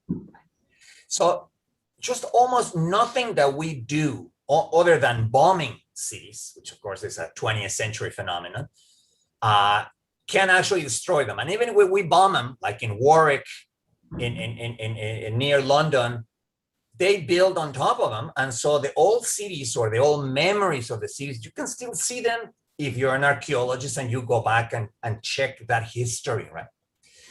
So in addition to the fact that cities have a history by all the activities that have occurred in them, by all the communities that have inhabited them, by all the organizations that have inhabited them, by the struggles between communities and the struggles between organizations. And they have a history of their own infrastructure. They have a memory of their own infrastructure, which is not a memory like our memory, but it's more like a memory that the way in which geologic memory is a memory, right? And that all you need is an archaeologist to start digging down and start looking at those strata, right? There's a famous TV show about the underground of cities or something, just people going into, all the different levels in which a city can have. And my building right now is built right on top of the subway. So the number 6 subway passes right underneath my building. I can even feel the vibrations. But once you go into the subway, you'll find places where the homeless meet, little protected spaces where they go and hide. And so who knows who's living in the underground part of my building? I don't know. Maybe it's just the subways. Maybe there's no one. Maybe there's an entire society of homeless people living underneath me, right? And I often imagine that because it is important to see the city as built of many levels in which activity is happening at all different levels, and not just the levels in which we walk and operate on an everyday, on every day.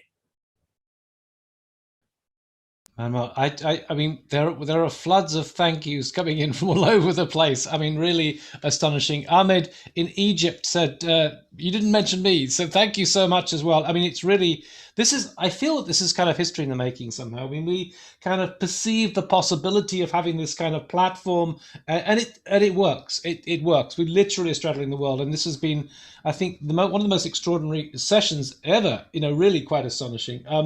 The only person who's is unhappy about this is frankly those who are going to be following you afterwards. I mean, this is a tough act to follow, and I'm one of them, right? I'm one of them. I was kind of mindful of your comment once when you were in Princeton, and you had such an amazing time that you wanted to sue Princeton because of falsely raising your expectations of life. And now I'm in the situation whereby these students have been, their expectations have been falsely raised of what is to come. But I'm never going to live up to this myself. But it was fantastic. I just want to mention that to come is actually, we have Ana Maria Duran Callisto, who is from Ecuador, but now teaching at Yale tomorrow. And then we have Erin Manning, who was trying to get in today to come and listen, but had difficulty, I think, with her internet. Then myself, and then followed by Patrick Schumacher. There's also, I would say, for those who want to watch tonight, it's tonight in American terms, but tomorrow morning in Chinese terms, we have Refik Anadol. We have a session on neuroscience, on AI, neuroscience, and art. We also have another session coming up, a series of lectures, which is kind of building upon this. It's a kind of performance-based design in which Akim Menges will be taking part. And I just remember that moment when you saw Akim Menges when you came to USC and described him as Fry Otto 2.0. I remember that. I remember there are many memories I have of your comments, especially maybe in Bath with Cecil Bauman. That was the hotel. We put Manuel up in this fantastic hotel, and and I think you signed yourself Marquis DeLanda or something like that. But anyway, Cecil Bowman thought it was. But anyway, this is I think this has been a memory that I will live with, and I think everyone else will live with. It's a absolutely fabulous session. Really, and I just want to thank you for your generosity in staying on with us longer than a marathon. It was really, really fantastic, and dealing with such generosity, the questions themselves, absolutely fantastic. I want to also thank the team behind this, and it's like an iceberg. You can see 10%, there's 90%. There's a lot of work that goes on behind us, all by volunteers, and it's really fantastic you guys are doing that. And I want to see if we can build upon this and really establish this as a platform, because when I see the world coming together in this way, when I see the possibility of sharing educational ideas, to my mind, I always kind of keep saying that education should be a human right, not a privilege of the wealthy. And I think today we've managed to share that to all over the world. It's absolutely wonderful to have everyone here today. So, Manuel, thank you so much. I won't make your head get too big by telling you this, but I mean, really, really wonderful comments in the chat if you'd want to look at it, coming in from everywhere. So thank you, and let's hope to be continued. I just want to leave you one thought, and that is the fact that in terms of the question about meaning, the word semantic is actually also hugely problematic, because that's used in AI in terms of semantic features, which is kind of like what you were talking about in some sort of level, but it's absolutely not about semantics in terms of meaning and so on. There's a whole new debate there that's opening up. So I will leave you to have a fight with Sandy about the question about Varela. And if you would like to come and join us for any other sessions, please do log on. We have 3 or 4 more to come, but this was absolutely amazing. I will. Thank you. Thank you, Neil. Thank you, everybody. Bye. Bye.